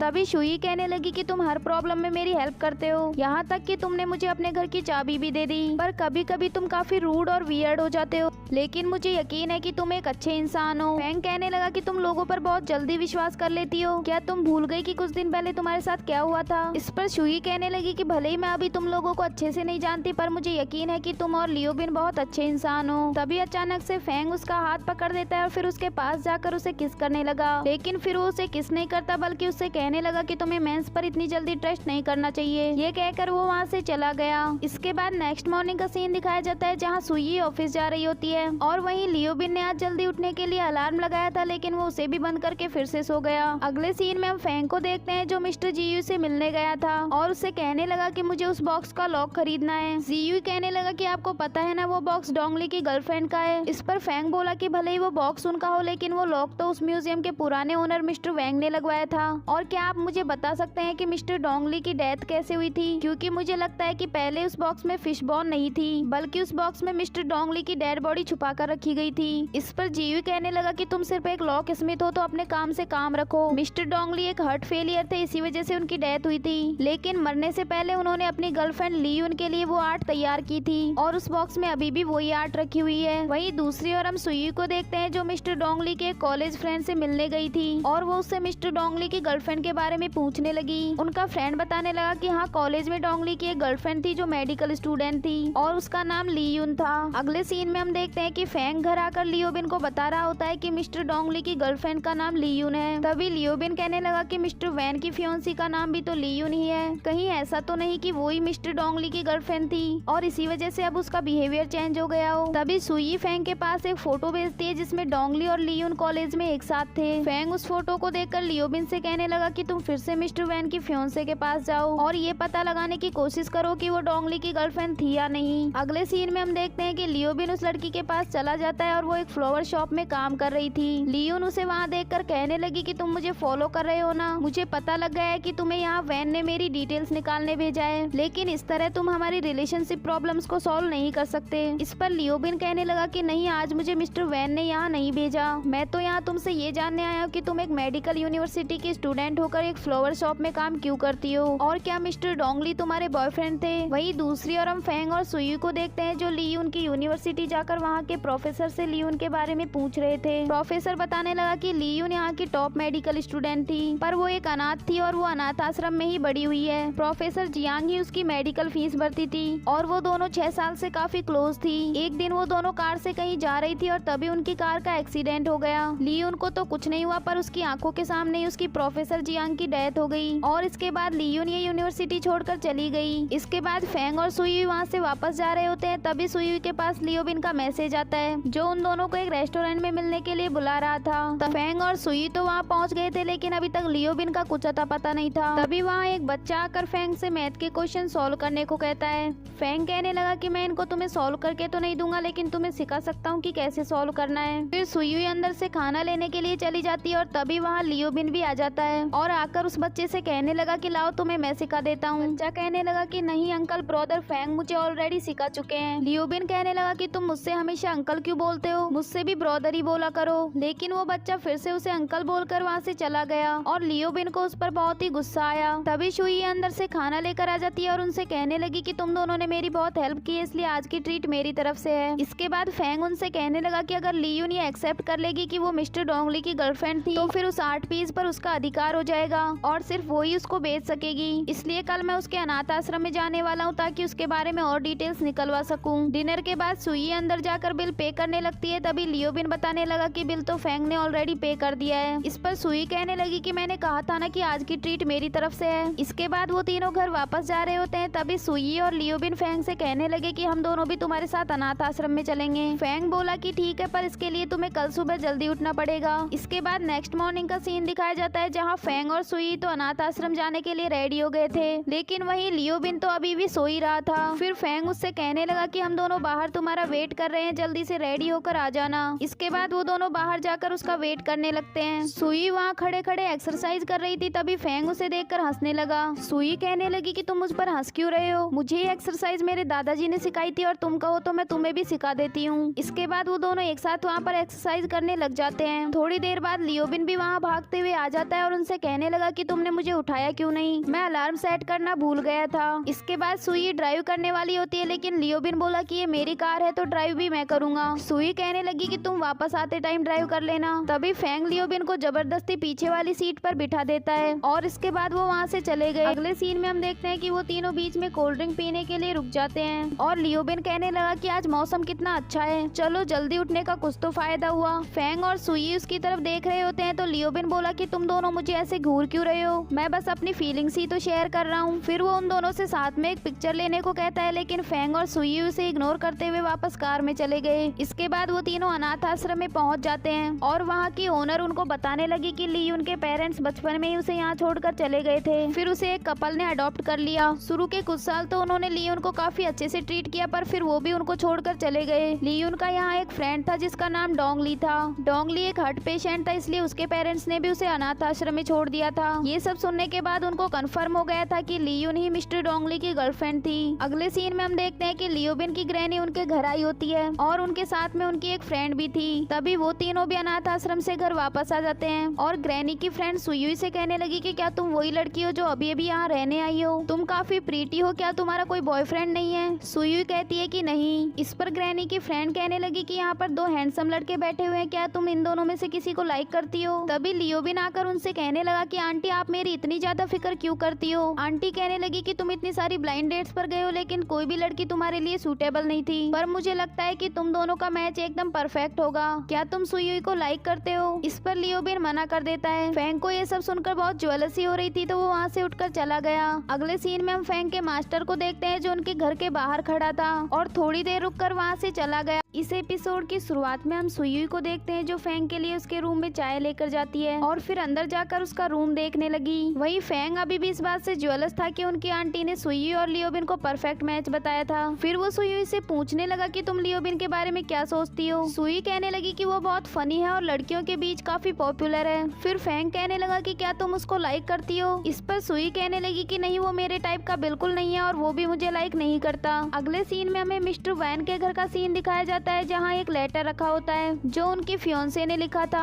और उसमें लिखा हुआ था कि मैं तुम्हें छोड़कर जा रही हूँ क्योंकि मैं तुमसे शादी नहीं कर सकती। जैसे ही मिस्टर वान को ये लेटर मिला तो उसने तुरंत ही ये बात फैंग और लियोबिन को मैसेज करके बता दी और फिर वो पुलिस स्टेशन जाकर उसकी फियोंसे की मिसिंग रिपोर्ट लिखवाने लगा, लेकिन पुलिस ऑफिसर उसकी रिपोर्ट लिखने से मना कर देती है। कहने लगी कि वो एक लेटर छोड़ कर गई है और वैसे भी तुम दोनों की शादी नहीं हुई है तो वो अपनी मर्जी से जहाँ भी चाहे जा सकती है। तभी वहाँ फैंग और सुयुई आ जाते हैं और मिस्टर वैन को वहाँ से अपने घर लेकर चले गए और फिर उनसे कहने लगे कि लियोन को ढूंढने में हम आपकी हेल्प करेंगे। तभी वहाँ लियोबिन आकर मिस्टर वैन से कहने लगा कि आपने ये एलियंस वाली ड्रेस क्यों पहन रखी है। इस पर मिस्टर वैन बताने लगे कि मैं एक थीम पार्टी में गया था और जैसे ही मुझे पता लगा कि लियोन मिसिंग है तो मैं सीधा ही वहाँ से पुलिस स्टेशन चला गया। इसके बाद फैंग उससे पूछने लगा कि क्या आप उसके अनाथ आश्रम से कनेक्टेड हैं। मिस्टर वान कहने लगी कि कौन सा अनाथ आश्रम, मुझे तो उसने इस बारे में कुछ भी नहीं बताया, उसको अपने पास्ट के बारे में बात करना पसंद नहीं था। तभी सुई कहने लगी कि वो एक मेडिकल स्टूडेंट थी और वो अपनी प्रोफेसर जियांग के बहुत ज्यादा क्लोज थी, लेकिन उसकी आंखों के सामने ही प्रोफेसर जियांग की डेथ हो गई। उसके बाद वो काफी अकेली और हेल्पलेस हो गई थी।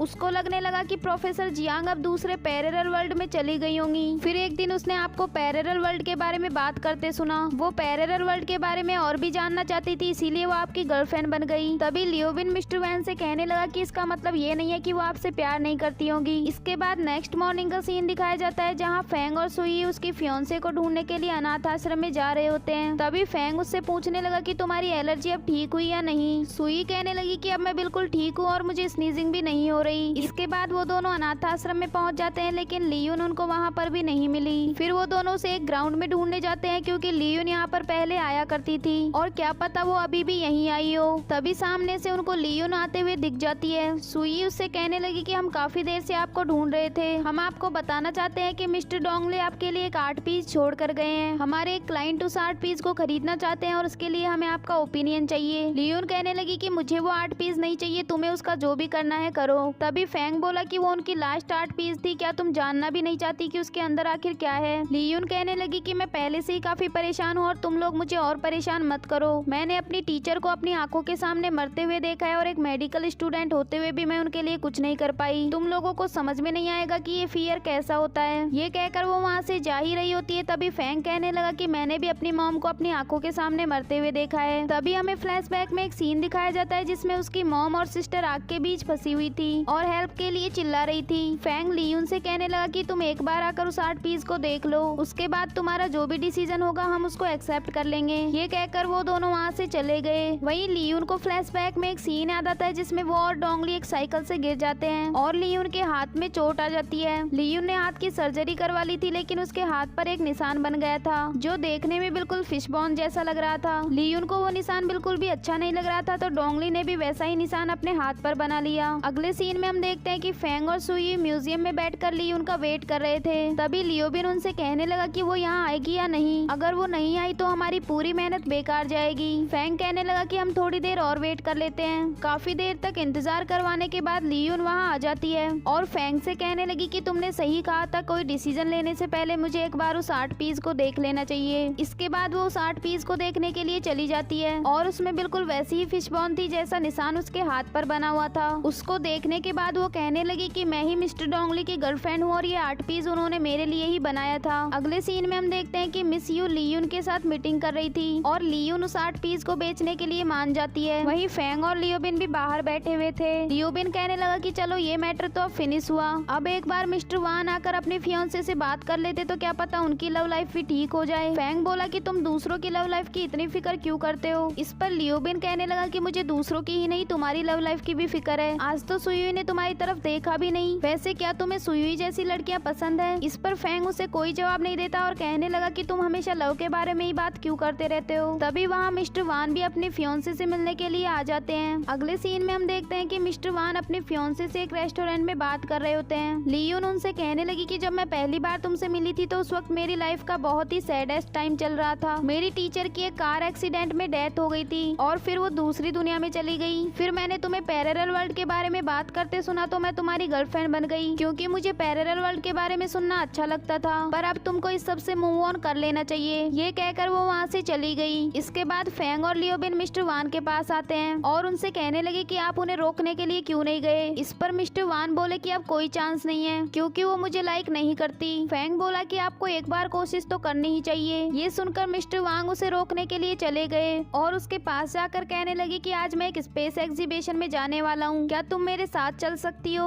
इस पर लियोन स्माइल करती है, इसका मतलब उसने भी एक्सेप्ट कर लिया था कि वो मिस्टर वान को लाइक करती है। अगले सीन में हम देखते हैं कि फेंग अपने काम से घर वापस जा रहा होता है। तभी उसे फ्लैशबैक में एक सीन याद आता है जिसमें मिस्टर जीयू ने उसको वो लॉक दे दिया था। फेंग उनसे इसका प्राइस पूछता है तो जीयू कहने लगी कि पैसे देने की कोई जरूरत नहीं है, तुम इसे एक गिफ्ट समझकर रख लो। इसके बाद फेंग तो वहाँ से चला गया और उसके जाने के बाद मिस्टर जीयू कुछ पेपर्स को जला रहे थे जो मिस्टर डोंगली ने अपनी डेथ से पहले लिखे थे। अगले सीन में हम देखते हैं कि फेंग अपने एक फ्रेंड से मिलने जाता है जिससे उसने अपने मास्टर के बारे में डिटेल्स निकालने को कहा था, क्योंकि फेंग को पता लग चुका था कि उसके मास्टर जेल से बाहर निकल चुके हैं। उसका फ्रेंड बताने लगा कि अब भी वो बिल्कुल वैसा ही दिखता है जैसा पहले दिखता था, लेकिन उसके बाल थोड़े से लंबे हो चुके हैं, पर मैं ये पता नहीं कर पाया कि वो अभी रहता कहाँ है। इसके बाद फेंग उस उस लॉक शॉप पर जा रहा होता है जहाँ 10 साल पहले वो अपने मास्टर के साथ काम किया करता था, क्योंकि उसे लग रहा था कि शायद वो उसे यहाँ पर मिल जाए। लेकिन वो शॉप तो अब बंद हो चुकी थी और वहाँ पर कोई भी नहीं था। अगले सीन में हम सुयुई को देखते हैं जो ये सोचकर काफी परेशान हो रही थी कि फेंग ने अपनी मॉम को अपनी आंखों के सामने मरते हुए देखा था। इसके बाद जब वो घर वापस जा रही होती है तो देखती है कि फेंग मार्केट से सब्जियां ले रहा था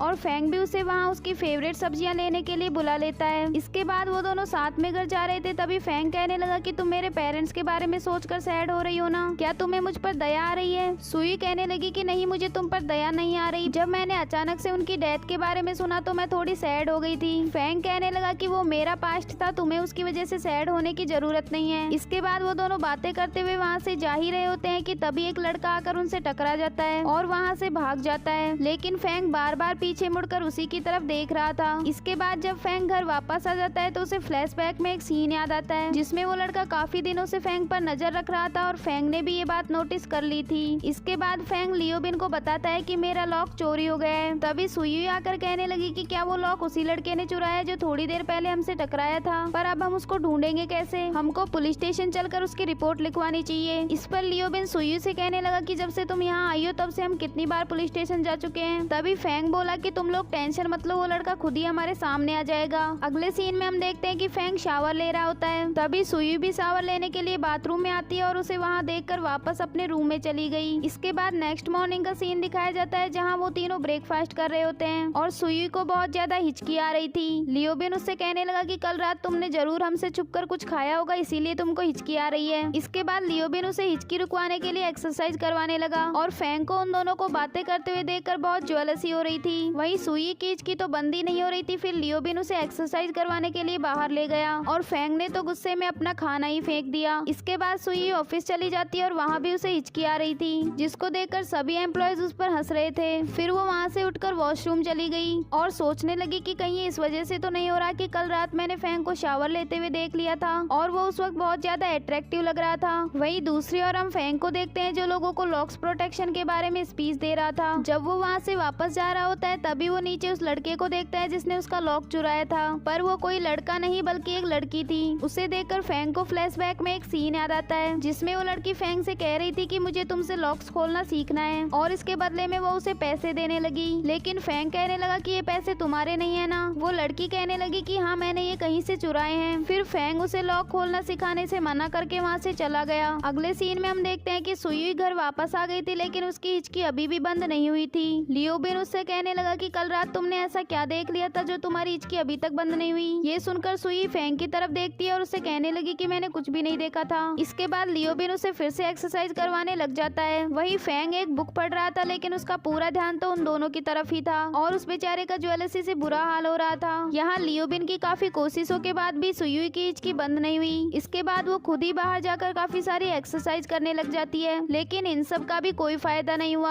फिर वो लियोबिन से कहने लगी कि तुम मुझे हिट करो क्योंकि अब बस यही एक लास्ट ऑप्शन बचा है। लियोबिन कहने लगा कि ठीक है, पर मैं अगर तुम्हें जोर से हिट करूँ तो तुम मुझे ब्लेम मत करना। लियोबिन को भी शायद उस दिन का बदला लेना था तो वो जोर से उसे हिट करने लगा लेकिन फिर वो रुक जाता है और कहने लगा कि मैं ये नहीं कर पाऊंगा। अगले सीन में हम देखते हैं कि सुयुई ने हिचकी रोकने के लिए अपना सर फ्रीज में दे रखा था और ये अजीब आइडिया भी उसको लियोबिन ने दिया था। तभी वहाँ फेंग आ जाता है, उसके पास जाकर स्माइल करता है, फिर उससे पूछने लगा कि क्या अब तुम ठीक हो, और तभी अचानक से सुयुई की हिचकी बंद हो जाती है। इसके बाद सुयुई अपने रूम में जाकर फेंग के बारे में सोचकर स्माइल कर रही थी। तभी लियोबिन आकर पूछने लगा कि तुम स्माइल क्यों कर रही हो। सुयुई कहने लगी कि नहीं, मैं तो बस अपना फेस मिरर में देख रही थी। इसके बाद लियोबिन उसे अपने साथ कचरा बाहर फेंकने के लिए चलने को कहता है। अगले सीन में हम देखते हैं कि वो दोनों कचरा लेकर बाहर जा रहे होते हैं। तभी फेंग आकर लियोबिन से कहने लगा कि तुम अकेले ही जाकर ये सब फेंक कर आओ। लियोबिन बोला कि मैं अकेले इतना सारा कचरा बाहर कैसे लेकर जाऊंगा, इसलिए सुयुई भी मेरे साथ जाएगी। इसके बाद वो दोनों वहाँ से चले गए और फेंग खिड़की से उन दोनों पर नजर रख रहा था। जब वो लोग कचरा डाल रहे होते हैं तभी सुयुई वहाँ उस लड़की को देखती है जिसने फेंग का लॉक चुराया था और वो उसको पकड़ने के लिए उसके पीछे भागने लगी। लियोबिन भी कचरा बाहर ही रखकर उसको पकड़ने जा रहा था लेकिन तभी एक आंटी आकर उससे कचरा डस्टबिन में डालने को कहती है। लियोबिन जल्दी से कचरा डस्टबिन में डालकर वहाँ से जा रहा था तभी वो आंटी उसे रोककर उसके हाथ सैनिटाइजर करवाने लगी। इसके बाद जब वो उसे पकड़ने जाता है तो वो काफी पीछे रह चुका था लेकिन फिर वो किसी शॉर्टकट वे से जाकर उसे पकड़ लेता है। अगले सीन में हम देखते हैं कि वो दोनों उसे पुलिस स्टेशन लेकर चले जाते हैं। वो लड़की उनसे कहने लगी कि मुझे तुम दोनों से कोई बात नहीं करनी, मुझे फेंग से मिलना है। थोड़ी देर बाद बाद फेंग भी वहाँ आ जाता है। फिर वो लड़की फेंग से बोले कि तुम्हें मुझसे मिलने आने में इतनी देर क्यों लगा दी। वही लियोबिन को तो लग रहा था कि ये एक लड़का है। वो फेंग से कहने लगा कि ये लड़का तो 12 साल का लग रहा है, कहीं ये तुम्हारा इलीगल बेटा तो नहीं है। ये कहकर वो सुयुई के पास जाकर बैठ गया। तभी एक पुलिस ऑफिसर फेंग से पूछने लगी कि क्या अंदर जो बच्चा बैठा है तुम उसको जानते हो। इस पर फेंग मना कर देता है और कहने लगा कि उसने मेरा लॉक चुराया है, मुझे बस वो वापस चाहिए। यहाँ सुयुई अभी इस बात से शॉक्ड थी कि वो लड़का फेंग का इलीगल बेटा है। तभी लियोबिन उससे बोला कि वो लड़का बिल्कुल फेंग का जैसा लगता है। फेंग जब हाई स्कूल में था तब वो बिल्कुल ऐसा ही था। तभी फेंग वहाँ आकर कहने लगा कि तुम मेरे बारे में क्या नॉनसेंस बातें कर रहे हो। इस पर सुई कहने लगी कि प्लीज मुझसे कोई बात मत करो, मैं ये सब सुनकर बिल्कुल फ्रीज हो चुकी हूँ। लियोबिन उससे कहने लगा कि बस इन दोनों का फेस नहीं मिलता, बाकी सब सेम है। ये सुनकर सुई थोड़ी खुश हो जाती है। तभी लियोबिन बोला कि शायद उसका फेस उसकी मॉम पर गया होगा, इसीलिए फेंग से नहीं मिलता। और सुई ये सुनकर फिर से सैड हो गई। तभी उस लड़की के अंकल वहाँ आ जाते हैं और उस पर चिल्लाते हुए कहने लगे कि तुम हमेशा मेरे लिए प्रॉब्लम्स खड़ी क्यों करती रहती हो, और अब तो तुमने चोरी करना भी सीख लिया। फिर वो उसे मारने लगते हैं, लेकिन तभी फेंग उनका हाथ पकड़ देता है और उनसे कहने लगा कि इसे पीटने से प्रॉब्लम सॉल्व नहीं होगी।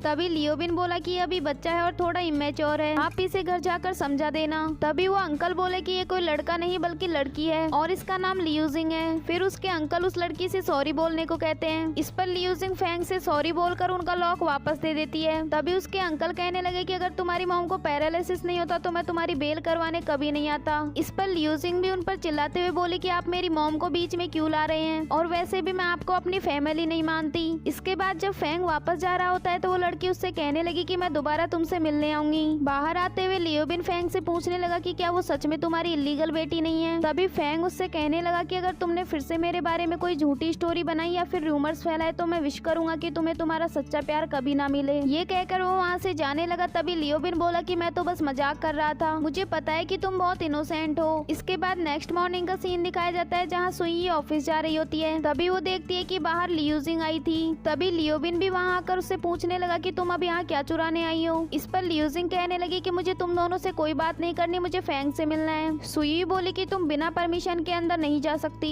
तभी लियोबिन सुई से बोला कि तुम ऑफिस जाओ, मैं इसको देख लूंगा। इसके बाद सुई ऑफिस चली गई और लूजिंग अंदर जाने की कोशिश कर रही थी, लेकिन लियोबिन ने उसे नहीं जाने दिया। वहीं दूसरी ओर हम सुई को देखते हैं जो अपनी फ्रेंड के साथ ऑफिस जा रही थी और उसको लियोजिंग के बारे में सब कुछ बता देती है। तभी उसकी फ्रेंड कहने लगी कि वो लड़की तो स्कूल जाने की बजाय रोज यहाँ वहाँ घूमती रहती है, वो बहुत गरीब है और उसके पेरेंट्स का डिवोर्स हो चुका है और अब वो अपनी मॉम और अपनी अंकल आंटी के साथ रहती है, लेकिन उसकी मॉम को पैरालिसिस है, इसीलिए वो लड़की जॉब करना चाहती है, लेकिन इतनी सी उम्र में उसे कोई जॉब कैसे मिल सकती है। वहीं दूसरी ओर हम देखते हैं कि लियूजिंग घर के अंदर आ गई थी और वो फेंग से कहने लगी कि मुझे तुमसे लॉक खोलना सीखना है और उसके बदले में मैं तुम्हें पैसे भी दे रही हूँ, लेकिन फेंग बोला कि ये पैसे तुम चोरी करके लाई हो ना। तभी लियोबिन उससे कहने लगा कि तुम स्कूल क्यों नहीं जाती हो और तुमने जरूर कोई गलत काम किया होगा, इसीलिए तुम्हें फेंग लॉक खोलना नहीं सिखा रहा। तभी लियूजिंग फेंग से कहने लगी कि जब तक तुम मुझे लॉक खोलना सिखाने के लिए हाँ नहीं करोगे तब तक मैं यहाँ से नहीं जाऊंगी। लियोबिन उससे कहने लगा कि तुम चोरी करती हो ना, इसीलिए फेंग तुम्हें नहीं सिखा रहा। इस पर लियूजिंग कहने लगी कि नहीं, मैंने वो लॉक सिर्फ इसीलिए चुराया था ताकि मैं इसकी अटेंशन पा सकूं, क्योंकि मुझे फेंग काफी दिनों से इग्नोर कर रहा था। फिर वो फेंग से कहने लगी कि तुम मुझे इसीलिए नहीं सिखा रहे ना क्योंकि मैं एक गर्ल हूँ। तभी फेंग बोला कि तुम गर्ल हो या बॉय उससे मुझे कोई फर्क नहीं पड़ता, पर अभी तो तुम्हें ये भी नहीं पता कि तुम लॉक खोलना सीखना क्यों चाहती हो। जब तक तुम्हें इसके लिए कोई प्रॉपर रीजन नहीं मिल जाता तब तक मैं तुम्हें नहीं सिखाऊंगा।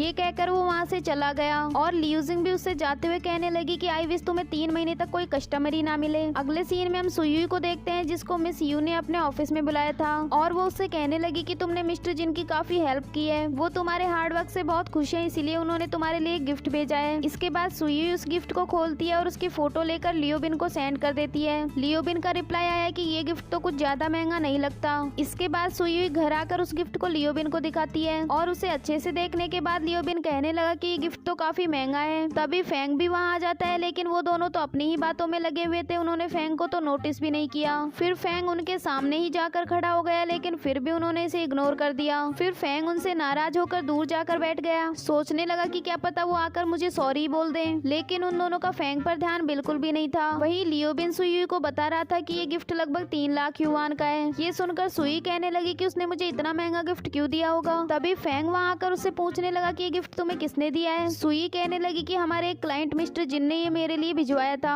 क्योंकि वो मेरे काम से बहुत खुश थे। ये कहकर वो वहाँ से चली गई। तभी फैंग लियोबिन से कहने लगा कि वो मेरे आते ही यहाँ से क्यों चली गई। लियोबिन बोला कि मुझे क्या पता, तुमने ही कुछ किया होगा। अगले सीन में हम देखते हैं कि सुई ये सोच रही होती है कि अब मैं इस गिफ्ट को रिटर्न कैसे करूँ। तभी फैंग उसके पास जाकर कहने लगा कि क्या तुम्हें मेरी कोई हेल्प चाहिए। इस पर सुई मना कर देती है। इसके बाद जब वो वहाँ से खड़ी हो रही होती है तो वो फैंग से टकरा जाती है और उसकी वेस्ट पर अपना हाथ रख देती है। इसके बाद वो उससे दूर हट गई और तभी वहाँ लियोबिन आ जाता है और उनसे कहने लगा कि तुम दोनों इतना ब्लश क्यों कर रहे हो। तभी सुई वहाँ से जल्दी से चली गई और फैंग भी चेंज करने का बहाना बनाकर वहाँ से चला जाता है। इसके बाद फैंग अपने रूम में जाकर सुई के बारे में सोचकर स्माइल करने लगा। अगले सीन में हम देखते हैं कि सुई अपने ऑफिस में होती है और वो फैंग को मैसेज करती है कि हम दोनों साथ में घर चलेंगे। इसके बाद जब वो दोनों घर पहुँचते हैं तो देखते हैं कि लियोबिन एक क्रिसमस ट्री लेकर आया था। फैंग कहने लगा कि तुमने पिछले साल ही तो नया क्रिसमस ट्री खरीदा था, अब एक और लाने की क्या जरूरत थी। इस पर लियोबिन बोला कि हम इस साल ज्यादा लोग हैं ना, इसीलिए मैं एक बड़ा ट्री लेकर आया हूँ। इसके बाद वो तीनों साथ बैठकर बातें करने लग जाते हैं और सुई उनसे पूछने लगी कि क्या तुम हाई स्कूल से ही बहुत क्लोज हो। इस पर लियोबिन बोला कि नहीं, हाई स्कूल में तो हम दोनों एक दूसरे को अच्छे से जानते भी नहीं थे, क्योंकि मैंने दूसरे स्कूल में ट्रांसफर करवा लिया था।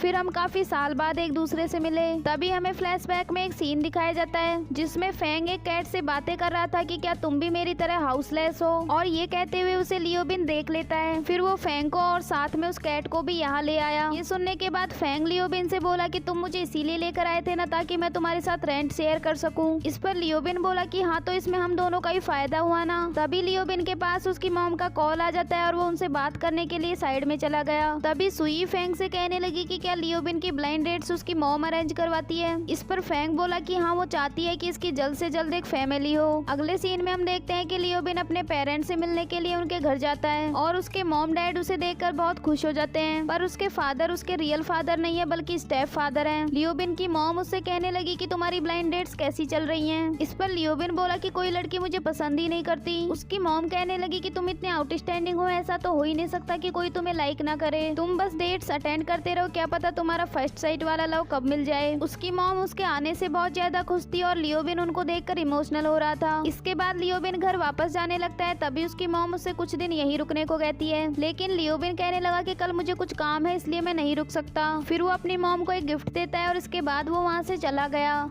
वही दूसरी ओर हम फैंग और सुई को देखते हैं जो साथ में बैठकर मूवी देख रहे होते हैं और वो दोनों काफी नर्वस फील कर रहे थे। सुई सोच रही थी कि ये कितना हैंडसम है। तभी उसको फ्लैशबैक में एक सीन याद आता है जिसमें उसकी फ्रेंड उससे कह रही थी कि मुझे लगता है कि लियोबिन फैंग को लाइक करता है, क्योंकि वो 75 ब्लाइंड डेट्स पर जा चुका है लेकिन उसने एक भी लड़की को पसंद नहीं किया। वो दोनों हाई स्कूल में भी एक साथ थे और दोनों ही अभी तक सिंगल है। इस पर सुई कहने लगी कि इसका मतलब ये थोड़ी है कि वो दोनों एक दूसरे को डेट कर रहे हैं। उसकी फ्रेंड कहने लगी कि तुम उनके घर में रहती हो ना, तो बताओ उनकी डेली लाइफ कैसी है। तभी सुई को याद आता है कि लियोबिन हर छोटे से काम के लिए भी फैंग पर डिपेंड रहता है, यहाँ तक कि उसके लिए खाना भी फैंग ही बनाता है। ये सब सोचने के बाद सुई फैंग से पूछने लगी कि तुम्हें लड़के पसंद है या लड़कियाँ। ये सुनकर फैंग सोचने लगा कि कहीं ये मुझे लाइक तो नहीं करती, हो सकता है ये हमारे फ्यूचर चाइल्ड के बारे में सोच रही है इसीलिए ऐसा क्वेश्चन पूछ रही है। फिर वो सुई से कहने लगा कि मुझे लड़के और लड़कियाँ दोनों पसंद है। ये सुनकर सुई सोचने लगी कि इसका मतलब मेरी फ्रेंड बिल्कुल सही कह रही थी, लेकिन अभी भी मेरे पास डेटिंग का 50-50 चांस है, लेकिन इसके लिए अब मुझे लियोबिन से कंपटीशन करना पड़ेगा। फिर फैंग उससे पूछने लगा कि तुम्हें लड़के पसंद है या लड़कियाँ। इस पर सुई कहने लगी कि ऑफ कोर्स मुझे बॉयज ही पसंद है। इसके बाद सुई सोचने लगी कि इससे मैं डायरेक्टली ही पूछ लेती हूँ। फिर वो उससे पूछने लगी कि क्या तुम लियोबिन को लाइक करते हो। ये सुनकर फैंग बोला कि इसका मतलब तुम मुझसे ये पूछना चाहती थी कि मैं मेंस को लाइक करता हूँ या वुमेन्स को। मैं वुमेन्स को ही लाइक करता हूँ, पर तुम मुझसे ऐसा सवाल क्यों पूछ रही थी। इस पर सुई कहने लगी कि तुम और लियोबिन बहुत क्लोज हो और जब भी हम दोनों साथ होते हैं तो तुम ज्वेलस हो जाते हो। तुम दोनों अभी तक किसी को भी डेट नहीं कर रहे थे, इसीलिए मुझे मिसअंडरस्टैंडिंग हो गई थी।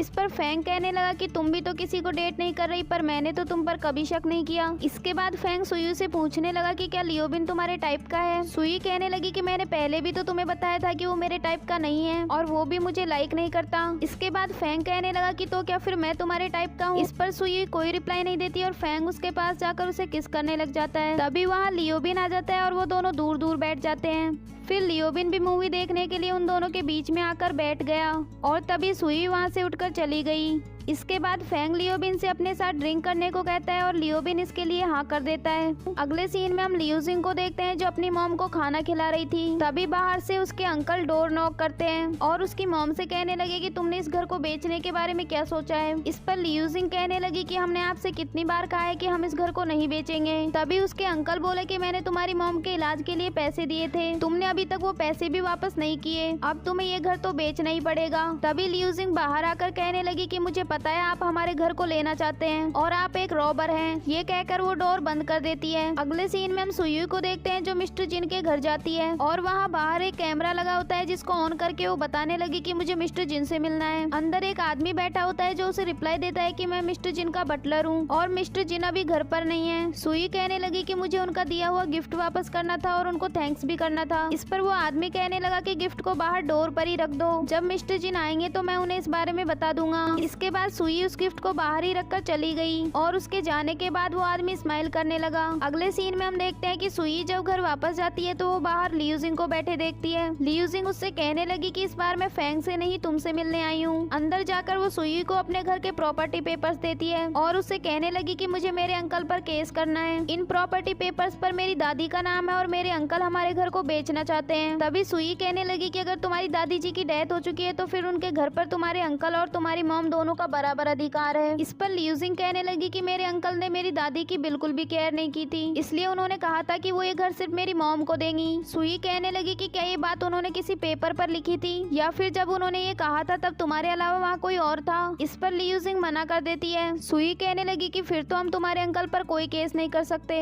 और तुम्हारे घर को बेचने का फैसला तुम्हारे मॉम और तुम्हारे अंकल दोनों ले सकते हैं। ये सुनकर लियूजिंग बहुत ज्यादा रोने लग जाती है। अगले सीन में हम देखते हैं कि फेंग और लियोबिन भी घर वापस आ जाते हैं और सुई इनको लियूजिंग के बारे में बता देती है और उनसे कहने लगी कि वो इस वक्त बहुत अपसेट है और बाहर बैठी हुई है। इसके बाद लियोबिन उसके लिए पानी लेकर जाता है और उससे कहने लगा कि तुम्हारा नाम बहुत अच्छा है। इस पर लियूजिंग कहने लगी कि मुझे मेरा नाम बिल्कुल भी पसंद नहीं है क्योंकि मुझे ये नाम किसी ऐसे इंसान ने दिया था जिससे मैं बहुत नफरत करती हूँ। फिर वो उससे पूछने लगा कि तुम्हारे फेस पर ये चोट कैसे आई। लियूजिंग बताती है कि मुझे किसी ने बुली किया था। इस पर लियोबिन बोला कि जब मैं हाई स्कूल में था तो मुझे भी लोग बुली किया करते थे और मेरा नाम भी मुझे ऐसे इंसान ने दिया था जिससे मैं नफरत करता हूँ, इसलिए मैंने अपना नाम रॉबिन रख लिया था। पर अब मुझे रियलाइज हुआ है कि ये तो सिर्फ एक नाम है, किसी ने भी दिया हो उससे क्या फर्क पड़ता है। इसके बाद वो उसे डिनर करने के लिए अंदर ले जाता है। फेंग उससे कहने लगा कि मैंने डिसाइड किया है कि मैं तुम्हें लॉक खोलना सिर्फ तभी सिखाऊंगा जब तुम्हारा इंटेंशन बिल्कुल प्योर होगा। लियूजिंग कहने लगी कि जब तुमने लॉक खोलना सीखा था तब क्या तुम्हारा इंटेंशन भी प्योर था। फेंग इसका तो कोई जवाब नहीं देता लेकिन कहने लगा कि इस दुनिया में पैसे कमाने के और भी कितने सारे तरीके हैं, तुम चाहो तो कोई पार्ट टाइम जॉब कर सकती हो, लेकिन तुम लॉक स्मिथ बस इसलिए बनना चाहती हो क्योंकि तुमने मुझे एक दिन एक बॉक्स खोलते हुए देख लिया था जिसमें बहुत सारे पैसे थे। इस पर लियूजिंग कहने लगी कि नहीं, मुझे सिर्फ पैसे कमाने हैं। तभी फेंग बोला कि तुम रोज स्कूल यूनिफॉर्म पहनकर स्कूल जाने के बजाय यहाँ वहाँ से फ्री की चीजें इकट्ठा करती हो और अपने घर ले जाती हो। लियूजिंग कहने लगी कि वो तो फ्री की चीज है, मैं उन्हें चोरी करके थोड़ी लेकर जाती हूँ। इस पर फेंग उसे डांटते हुए कहने लगा कि क्या तुम्हारी मॉम को पता है कि तुम ये काम करती हो। लियूजिंग भी चिल्लाते हुए कहने लगी कि तुम्हें हमारे घर के हालात पता नहीं है, मेरी मॉम को पैरालिसिस है और कोई भी उनकी केयर नहीं करता। इस पर फेंग बोला कि किसी की भी लाइफ आसान नहीं होती लेकिन इसका मतलब ये नहीं है कि तुम गलत काम करो, तुमने मेरी अटेंशन पाने के लिए मेरा लॉक चुरा लिया, तुम्हें क्या लगता है कि तुम इस तरीके से अपनी मॉम की हेल्प कर पाओगी। ये सुनकर लियूजिंग वहाँ से जा रही होती है तभी सुई उसके साथ जाने लगी लेकिन फेंग उसे जाने से मना कर देता है। सुई कहने लगी कि अगर उसको कुछ हो गया तो। फेंग बोला कि तुम टेंशन मत लो, अगर वो अपनी मॉम से प्यार करती है तो फिर वो सीधे अपने घर ही जाएगी। वहीं दूसरी ओर हम लियूजिंग को देखते हैं जो रोते हुए अपने घर जा रही होती है लेकिन तभी वो फेंग के मास्टर से टकरा जाती है। फेंग का मास्टर उससे कहने लगा कि तुम वही लड़की हो ना जो फेंग से लॉक खोलना सीखना चाहती है और लियूजिंग उससे बहुत डर जाती है। वहीं दूसरी ओर हम देखते हैं कि सुई फेंग से कह रही होती है कि तुमने उससे काफी रूडली बात की, उसको बहुत हर्ट हुआ होगा। इस पर फेंग बोला कि मैंने जो भी कहा था वो उसके अच्छे के लिए ही तो कहा था।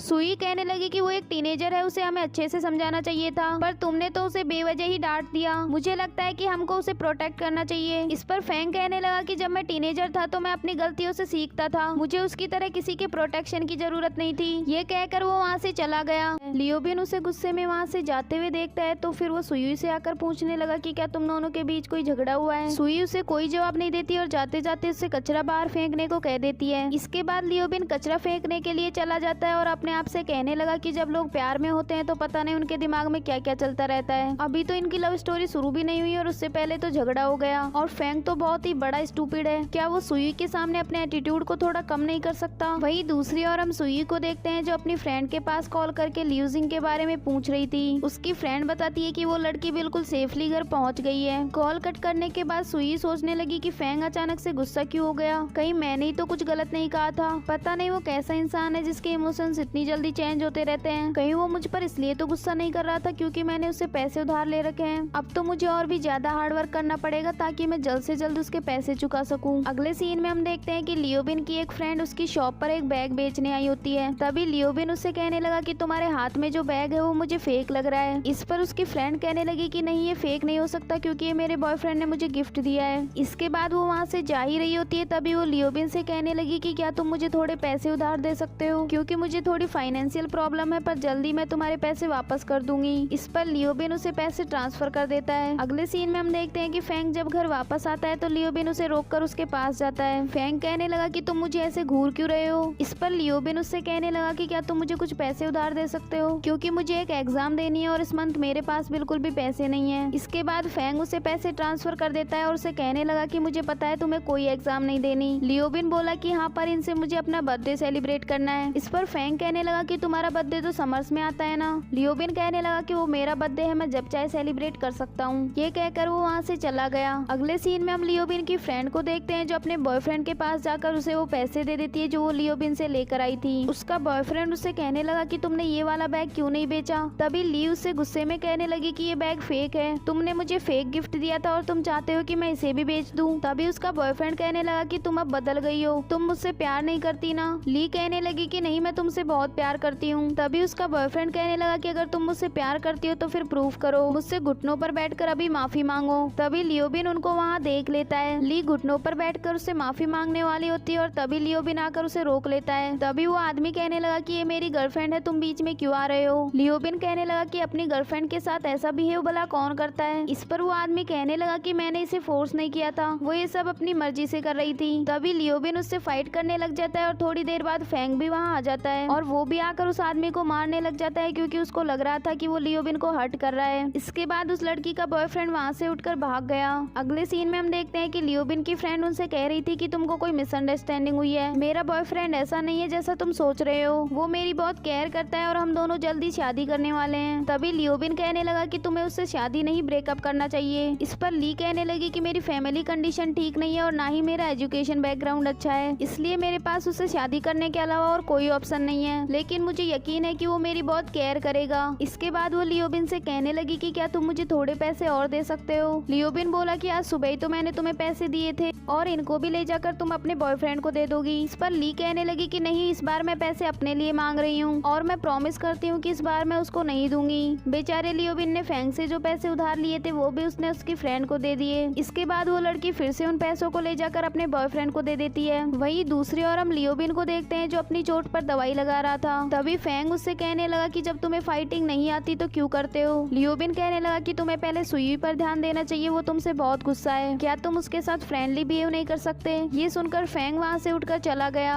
अगले सीन में हम सुई को देखते हैं जो अपने एक चाइल्डहुड फ्रेंड से मिलने आई होती है। जब उसका फ्रेंड उसके सामने आता है तो वो उसको पहचानती भी नहीं है क्योंकि उनको मिले हुए काफी साल हो गए थे। इसके बाद वो दोनों साथ में बैठकर बातें करने लगते हैं। उसका फ्रेंड कहने लगा कि तुम कितनी बड़ी हो गई हो, क्या अभी तक तुम्हारा कोई बॉयफ्रेंड नहीं है। इस पर सुई कहने लगी कि नहीं, मैंने अभी इस बारे में कुछ नहीं सोचा क्योंकि अभी मैं अपनी इंटर्नशिप पर फोकस कर रही हूँ। तभी उसका फ्रेंड बोला कि तुम मुझसे झूठ नहीं बोल सकती, मुझे ऐसा लग रहा है कि तुम्हारा बॉयफ्रेंड है। इस पर सुई बताने लगी कि हाँ, एक लड़का है जिसे मैं लाइक करती हूँ, वैसे तो वो मुझे काफी अच्छे से ट्रीट करता है लेकिन कभी कभी वो बहुत स्ट्रेंज बिहेव करता है। इस पर उसका फ्रेंड कहने लगा कि कोई बात नहीं, अब मैं इसमें तुम्हारी हेल्प करूंगा। इसके बाद वो कुछ फ्लावर्स लाकर सुई को देने लगा। सुई कहने लगी कि क्या तुम मुझे लाइक करते हो, मैंने तुमसे अभी अभी तो कहा था कि मैं किसी और को लाइक करती हूँ और तुम मेरे सिर्फ फ्रेंड हो। तभी उसका फ्रेंड कहने लगा कि मैं ये तुमको सिर्फ इसलिए दे रहा हूँ ताकि फेंग को ज्वेलसी हो। फिर वो सुई के साथ एक फोटो लेता है और उससे कहने लगा कि तुम इस फोटो को पोस्ट कर देना, लेकिन इसको सिर्फ फेंग और लियोबिन ही देख पाए और फेंग इसे देखकर कैसे रिएक्ट करता है ये मुझे बता बताना मत भूलना। ये कहकर वो वहाँ से चला गया। इसके बाद सुई घर वापस आ जाती है और उन फ्लावर्स को ऐसी जगह पर रख देती है जहाँ पर फेंग उन्हें आसानी से देख पाए। अगले सीन में हम लियोबिन को देखते हैं जो मजे में सॉन्ग सुनते हुए डांस कर रहा था। तभी वो वहाँ पर उन फ्लावर्स को देख लेता है और उसमें एक लेटर होता है जो सुई के फ्रेंड ने लिखा था। वो तुरंत उसको फेंग के पास लेकर जाता है और उसको चिढ़ाते हुए वो लेटर पढ़कर सुनाने लगा। फेंग उससे बोला कि तुम दूसरों की चीजों को हाथ क्यों लगाते हो। तभी लियोबिन उन दोनों की फोटो देखते हुए कहने लगा कि उसका फ्रेंड तुमसे ज्यादा हैंडसम लग रहा है, मुझे उसका इंटेंशन कुछ ठीक नहीं लग रहा, अब तुम देख लो कि आगे तुम्हें क्या करना है। ये कहकर वो वहाँ से चला गया और फेंग को ये सब सुनकर बहुत जेलसी हो रही थी। अगले सीन में हम देखते हैं कि वो तीनों साथ में बैठकर डिनर कर रहे होते हैं। तभी लियोबिन सुई से कहने लगा कि तुम आज अपने एक फ्रेंड से मिलने गई थी ना, तुम दोनों एक दूसरे को कब से जानते हो। इस पर सुई बताती है कि बचपन से। इसके बाद लियोबिन वहाँ से उठकर चला गया। उसके जाने के बाद फेंग सुई से बात करने की कोशिश करता है। तभी उसे लियोबिन की कही एक बात याद आती है। लियोबिन ने उसे बताया था कि जब तुम सुई से बात करो तो उसकी आंखों में देखकर करना, जिससे वो डेफिनेटली तुम्हारी फीलिंग्स को समझ पाएगी। फिर फेंग उसकी आंखों में देखकर कहने लगा कि कल मेरी ही गलती थी, मुझे लियूजिंग से इस तरह बात नहीं करनी चाहिए थी और मैंने तुम पर भी बेवजह गुस्सा किया, उसके लिए मुझे माफ कर देना। सुई कहने लगी कि कोई बात नहीं, अब मैं तुमसे गुस्सा नहीं हूँ। अगले सीन में हम देखते हैं कि फेंग अपने रूम में होता है और तभी सुई उसका डोर नॉक करती है। थोड़ी देर वेट करके वो वापस जा ही रही होती है, तभी फेंग आकर डोर खोल देता है। इसके बाद वो अंदर जाकर कहने लगी कि मुझे तुम्हारे पैसे वापस करने हैं। ये कहकर वो उसे पैसे ट्रांसफर कर देती है। इसके बाद वो वापस जाने लगती है। तभी फेंग उससे कहने लगा कि क्या इस वीकेंड तुम फिर से अपने फ्रेंड से मिलने जाने वाली हो। इस पर सुई कहने लगी कि नहीं, वो तो सिर्फ यहाँ बिजनेस ट्रिप पर आया था, बस इसीलिए मैं उससे मिलने गई थी। वैसे कल मैं क्रिसमस के लिए कुछ डेकोरेशन और प्लांट्स खरीदने के लिए मार्केट जाने वाली हूँ, क्या तुम भी मेरे साथ चल सकते हो। इस पर फेंग उसे हाँ कर देता है। इसके बाद नेक्स्ट मॉर्निंग का सीन दिखाया जाता है जहाँ सुई अपने लिए ड्रेस डिसाइड कर रही थी क्योंकि उसे फेंग के साथ मार्केट जाना था। बड़ी मुश्किल से वो एक ड्रेस डिसाइड करके नीचे आती है। तभी लियोबिन कहने लगा कि तुमने ऐसी ड्रेस क्यों पहन रखी है, क्या तुम कहीं बाहर जा रही हो। सुई कहने लगी कि मैं और फेंग साथ में मार्केट जा रहे हैं, क्या तुम भी हमारे साथ जाना चाहते हो। इस पर लियोबिन मना कर देता है और उसे वो ड्रेस चेंज करने को कहता है। सुई कहने लगी कि ये मेरी फेवरेट स्टाइल है। इस पर लियोबिन बोला कि मैं तुम्हें फेंग की फेवरेट स्टाइल बताता हूँ, तुम वही ड्रेस पहन कर जाना। अगले सीन में हम देखते हैं कि सुई दूसरी ड्रेस पहन कर आ जाती है और फेंग को वो ड्रेस बहुत पसंद आती है। इसके बाद वो दोनों साथ में मार्केट चले गए। अगले सीन में हम देखते हैं कि वो दोनों साथ में बहुत एंजॉय कर रहे होते हैं और लियोबिन घर पर अकेला बोर हो रहा था। तभी उसके पास एक लड़की का कॉल आता है जो उसे अपने साथ शॉपिंग पर चलने को कहती है, लेकिन लियोबिन उससे मना कर देता है। फिर वो सोचने लगा कि शायद मैं लाइफ टाइम ऐसे ही सिंगल रहने वाला हूँ। अगले सीन में हम देखते हैं कि सुई और फेंग साथ में मूवी देखने गए होते हैं और वो दोनों यहाँ भी काफी नर्वस फील कर रहे थे। फिर वो दोनों एक दूसरे का हाथ पकड़ने की कोशिश करते हैं। तभी फेंग के पास किसी का कॉल आ जाता है और वो बात करने के लिए बाहर चला गया। इसके बाद वो वापस आकर सुई से कहने लगा कि तुम्हें मेरे बिना ही मूवी देखनी पड़ेगी क्योंकि मुझे एक अर्जेंट काम है, इसीलिए मैं जा रहा हूँ। ये कहकर वो वहाँ से चला गया। उसके जाने के बाद सुई काफी सैड हो जाती है और उसका मूवी देखने में बिल्कुल भी मन नहीं लगा। अगले सीन में हम देखते हैं कि सुई मूवी देखने के बाद अकेले ही सारा सामान लेकर घर वापस आती है और उसे फेंग पर बहुत ज्यादा गुस्सा आ रहा था। तभी लियोबिन उससे पूछ लेता है कि क्या तुम फेंग को लाइक करती हो। इस पर सुई हाँ कह देती है। तभी लियोबिन उससे कहने लगा कि अगर तुम सच में उसे लाइक करती हो तो फिर तुम्हें थोड़ा चेंज होना पड़ेगा क्योंकि उसकी जॉब थोड़ी डेंजरस है, उसको कभी भी इमरजेंसी में बाहर जाना पड़ सकता है। सुई कहने लगी कि मैंने ये थोड़ी कहा है कि हम दोनों कपल बनने वाले हैं। इस पर लियोबिन बोला कि डेट तो डेट होती है, अब ये मत कहना कि तुम दोनों सिर्फ फ्रेंड्स हो। सुई कहने लगी कि मैंने ये नोटिस किया है कि उसके दिमाग में बहुत कुछ है पर वो किसी को बताना नहीं चाहता। इस पर लियोबिन बोला कि वो बाकी लोगों की तरह अपना पेन सबको नहीं बताता, बल्कि वो दूसरे लोगों को पेन से प्रोटेक्ट करता है। अगर तुम उसे लाइक करती हो तो फिर तुम्हें उसे समझना होगा। इसके बाद सुई उसे कहने लगी कि तुम इतनी सारी ब्लाइंड डेट्स पर जा चुके हो, तुम्हें अभी तक कोई गर्लफ्रेंड नहीं मिली क्या। इस पर लियोबिन बोला कि बस तुम 2 दिन का वेट करो, फिर देखना कि रियल लव कैसा होता है। ये कहकर वो अंदर चला गया। अगले सीन में हम देखते हैं कि सुई फेंग के आने का वेट कर रही होती है। काफी देर तक वेट करवाने के बाद फेंग रात को बहुत लेट घर आता है। इसके बाद सुई उसके लिए नूडल्स बना कर लाती है और उससे कहने लगी कि मुझे सिर्फ यही बनाने आते हैं। तभी फेंग उससे कहने लगा कि मैं मूवी देखने के लिए तुम्हें अकेला छोड़कर चला गया था, उसके लिए मुझे माफ कर देना। अगर तुम चाहो तो अगली बार तुम भी मुझे अकेले छोड़कर चली जाना। इस पर सुई कहने लगी कि नहीं, अगली बार हम साथ में मूवी देखेंगे। इसके बाद फेंग डिनर करने लग जाता है और तभी सुई देखती है कि उसके हाथों में बहुत सारी चोट आई हुई थी। फिर वो उसकी चोट पर दवाई लगाने लगी। इसके बाद जब वो वहाँ से जा रही होती है तभी फेंग उसका हाथ पकड़ देता है और उसे कहने लगा कि आज मैंने कुछ बहुत बुरा देखा, इसकी वजह से मैं थोड़ा उदास हूँ, क्या तुम यहाँ पर मेरे साथ रुक सकती हो। फिर सुई वहाँ रुक जाती है और फेंग उससे कहने लगा कि क्या तुम कभी हेल्पलेस हुई हो, कोई तुम्हारे सामने हेल्प मांग रहा हो लेकिन चाहकर भी तुम उसकी हेल्प ना कर पाओ। तभी फेंग को फ्लैशबैक में एक सीन याद आता है जिसमें उसने एक लड़की को आग से बचाया था और उसको देखकर उसे अपनी सिस्टर की याद आ गई थी। फेंग सुई से कहने लगा कि जब मैं 10 साल का था तब मैंने अपनी लाइफ का पहला लॉक खोला था जो मेरी सिस्टर के एक बॉक्स का लॉक था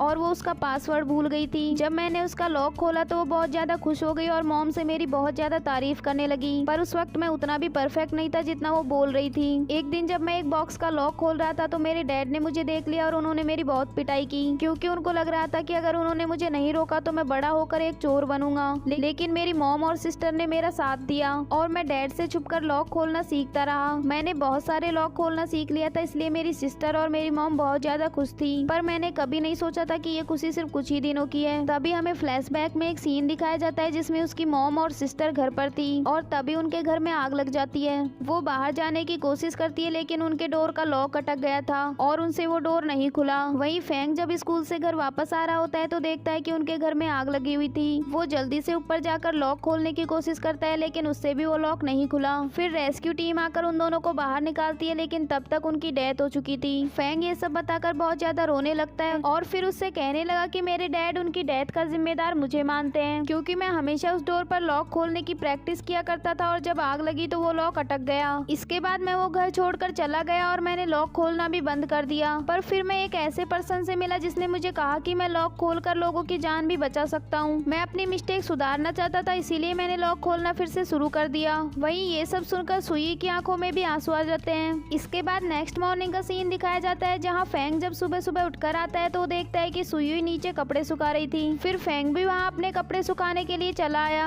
और उससे कहने लगा कि कल रात मैं लेट घर आया और तुमको डिस्टर्ब किया, उसके लिए मुझे माफ कर देना। इस पर सुई कहने लगी कि कोई बात नहीं, पर कल रात तुम्हें अच्छे से नींद आई या नहीं। इस पर फेंग कहता है हाँ मुझे अच्छे से नींद आई थी। अगले सीन में हम लियोबिन की फ्रेंड ली को देखते हैं जो उनसे मिलने आई थी और उससे कहने लगी कि क्या तुम मुझे थोड़े पैसे और दे सकते हो क्योंकि कुछ लोग कह रहे हैं कि मेरे बॉयफ्रेंड ने उनके साथ स्कैम किया है और वो उनके पैसे लेकर भाग गया है। वो लोग अब मुझसे पैसे मांग रहे हैं और अगर मैंने उनको पैसे नहीं दिए तो वो मुझे मार देंगे। इस पर लियोबिन बोला कि तुम ये चाहती हो कि तुम्हारे बॉयफ्रेंड के पैसे मैं चुकाऊं। फिर फेंग वहाँ आकर उनसे कहने लगा कि उनके पैसे तुम्हारे बॉयफ्रेंड ने लिए हैं, तुमने कुछ भी गलत नहीं किया, तुम्हें किसी से डरने की जरूरत नहीं है। तभी सुई ली से कहने लगी कि मैं एक लॉयर हूँ, मैं तुम्हारी हेल्प करूंगी। अगले सीन में हम देखते हैं कि लियोबिन अपनी फ्रेंड से कह रहा होता है कि मैं तुम्हें तुम्हारे घर पर ड्रॉप कर देता हूँ, लेकिन ली कहने लगी कि नहीं मैं खुद चली जाऊंगी और घर पहुंचकर तुम्हें मैसेज कर दूंगी। इसके बाद जब वो घर वापस जा रही होती है तो एक आदमी उसे पकड़ लेता है, पर वो कोई और नहीं बल्कि उसका बॉयफ्रेंड ही था। ली उससे रोते हुए कहने लगी कि तुम मुझे बिना बताए कहाँ चले गए थे, तुम्हें पता है मैं कितना डर गई थी। इस पर उसका बॉयफ्रेंड कहने लगा कि मैं एक प्रॉब्लम में फंस गया था इसीलिए तुम्हें बताने का चांस ही नहीं मिला। तभी ली कहने लगी कि क्या तुम कुछ लोगों के पैसे लेकर भाग गए थे। इस पर उसका बॉयफ्रेंड कहने लगा कि मैंने वो पैसे लेकर एक मिन नाम के आदमी को दिए थे लेकिन उसने हमारे साथ चीटिंग की और अब मेरे पास एक भी पैसा नहीं है, मैं उन लोगों को पैसे कहाँ से वापस दूंगा। फिर वो ली से कहने लगा कि क्या तुम्हारे पास कुछ पैसे हैं। इस पर ली मना कर देती है। फिर वो कहने लगा कि कोई बात नहीं, मैं मिन को ढूंढकर अपने पैसे वापस ले लूंगा। वहीं दूसरी ओर हम लियोबिन को देखते हैं जो ली के पास कॉल कर रहा था लेकिन उसका फोन बंद आ रहा था। तभी सुई कहने लगी कि शायद वो फिर से अपने बॉयफ्रेंड की बातों में आ गई होगी, पता नहीं वो उस पर इतना ट्रस्ट क्यों करती है। अगले सीन में हम देखते हैं कि ली और उसका बॉयफ्रेंड उस मिन नाम के आदमी से मिलने गए होते हैं लेकिन वो आदमी उन दोनों को किडनैप कर लेता है और उनसे बहुत सारे पैसे मांगने लगता है। ली का बॉयफ्रेंड कहने लगा कि मेरे पास तो एक भी पैसा नहीं है। फिर वो ली से कहता है कि क्या तुम कुछ पैसों का इंतजाम कर सकती हो। इस पर ली कहने लगी कि ठीक है, पर इसके लिए मुझे अपने एक फ्रेंड के पास कॉल करना होगा। फिर वो सुई के पास कॉल करती है और उससे कहने लगी कि तुम अब्रॉड से चाइना वापस आई हो इसलिए मैंने तुम्हारे लिए एक बहुत बड़ी पार्टी रखी है, लेकिन यहाँ सिर्फ कैश चलता है इसलिए तुम 2 लाख युआन लेकर यहाँ आ जाना। सुई भी समझ गई थी कि वो किसी प्रॉब्लम में है इसलिए वो वहाँ जाने के लिए हाँ कर देती है। कॉल कट होने के बाद ली का बॉयफ्रेंड उस किडनैपर से कहने लगा कि इसकी फ्रेंड बहुत ज्यादा अमीर है, क्यों ना तुम हमको छोड़कर उसको किडनैप कर लो। इस पर किडनैपर कहने लगा कि तुम दोनों मेरे साथ कोई ट्रिक मत खेलो,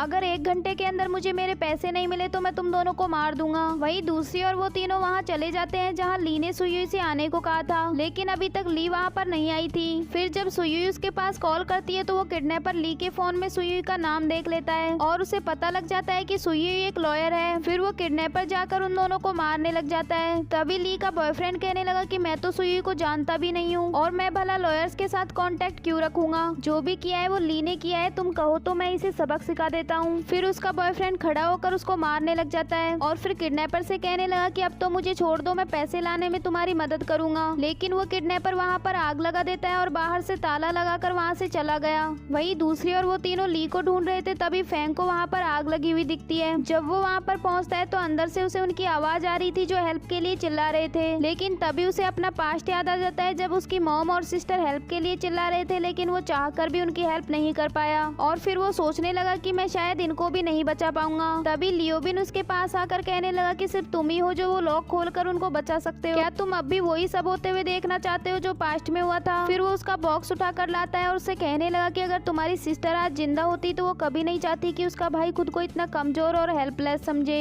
ये सुनकर फैंग खड़ा हो जाता है और उसके बाद वो वहाँ जाकर लॉक खोल देता है। फिर रेस्क्यू टीम आकर उन दोनों को बचा लेती है। अगले सीन में हम देखते हैं कि फैंग घर पर सो रहा होता है और जब वो उठता है तो देखता है कि लियोबिन और सुयुई को उसकी केयर करते हुए वही नींद आ गई थी। इसके बाद नेक्स्ट मॉर्निंग का सीन दिखाया जाता है जहाँ सुयुई की फ्रेंड उससे कह रही थी कि अगर तुम फैंग को लाइक करती हो तो उसे कन्फेस कब करने वाली हो। तभी उसकी दूसरी फ्रेंड कहने लगी कि नहीं, पहले हमेशा मेंस को कन्फेस करना चाहिए। फिर जी चैन बोली कि पहले कोई भी कन्फेस करे, इससे कोई फर्क नहीं पड़ता, अगर तुमने अभी उसे कन्फेस नहीं किया तो वो तुम्हारे हाथ से निकल जाएगा। तभी उसकी दूसरी फ्रेंड कहने लगी कि अगर मान लो तुमने उसे कन्फेस भी कर दिया और तुम दोनों एक कपल भी बन गए, पर जब तुम लोगों को बताओगी कि पहले कन्फेस तुमने किया था तो उनको लगेगा कि तुम फैंग के पीछे पड़ी थी। इस पर सुई कहने लगी कि पता नहीं वो मुझे लाइक करता है या नहीं। तभी जी चैन कहने लगी कि अगर तुम उसे कन्फेस करती हो तो उसके 3 रिजल्ट आ सकते हैं। पहला रिजल्ट तो ये हो सकता है कि वो कहेगा कि मैं भी तुम्हें लाइक करता हूँ और फिर तुम दोनों साथ हो जाओगे। दूसरा रिजल्ट ये हो सकता है कि वो तुम्हें लाइक नहीं करता होगा पर तुम उसकी फ्रेंड हो तो वो तुम्हें एक्सेप्ट कर लेगा। और थर्ड रिजल्ट ये हो सकता है कि वो तुमको रिजेक्ट करके चला जाएगा।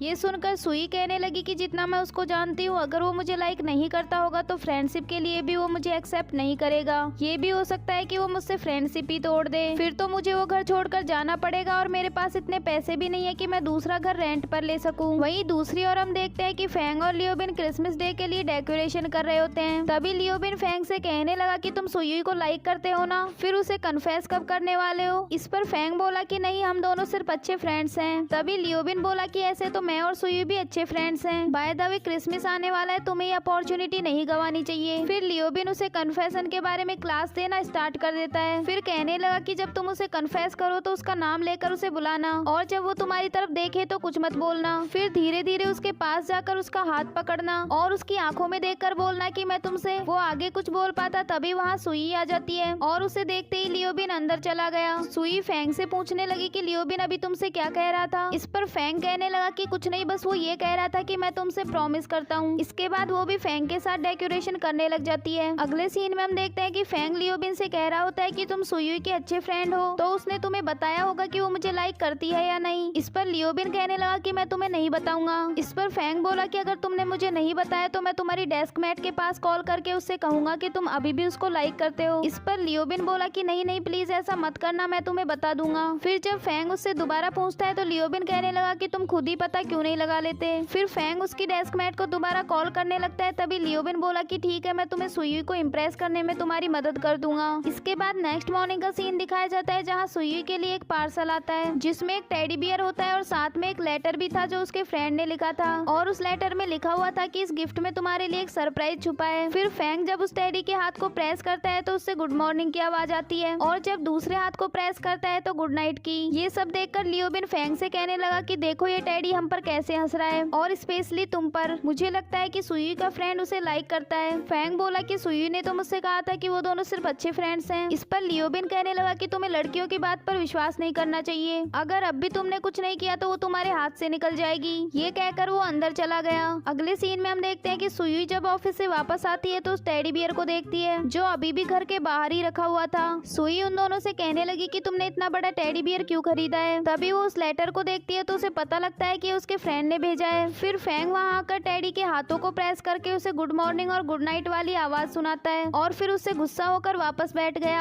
फिर सुई उसे कहने लगी कि तुमने आज डिनर में क्या बनाया है। इस पर फैंग कहने लगा कि मैंने कुछ नहीं बनाया, तुमको खाना हो तो तुम खुद बना लो। ये कहकर वो वहाँ से चला गया। फिर लियोबिन उसके पास आकर कहता है कि इस बार मैं भी तुम्हारी हेल्प नहीं करूंगा। ये कहकर वो भी अंदर चला गया। अगले सीन में हम देखते हैं कि सुई अपने फ्रेंड से कॉल पर बात कर रही थी और फैंग और लियोबिन बाहर खड़े होकर उसकी बातें सुन रहे थे।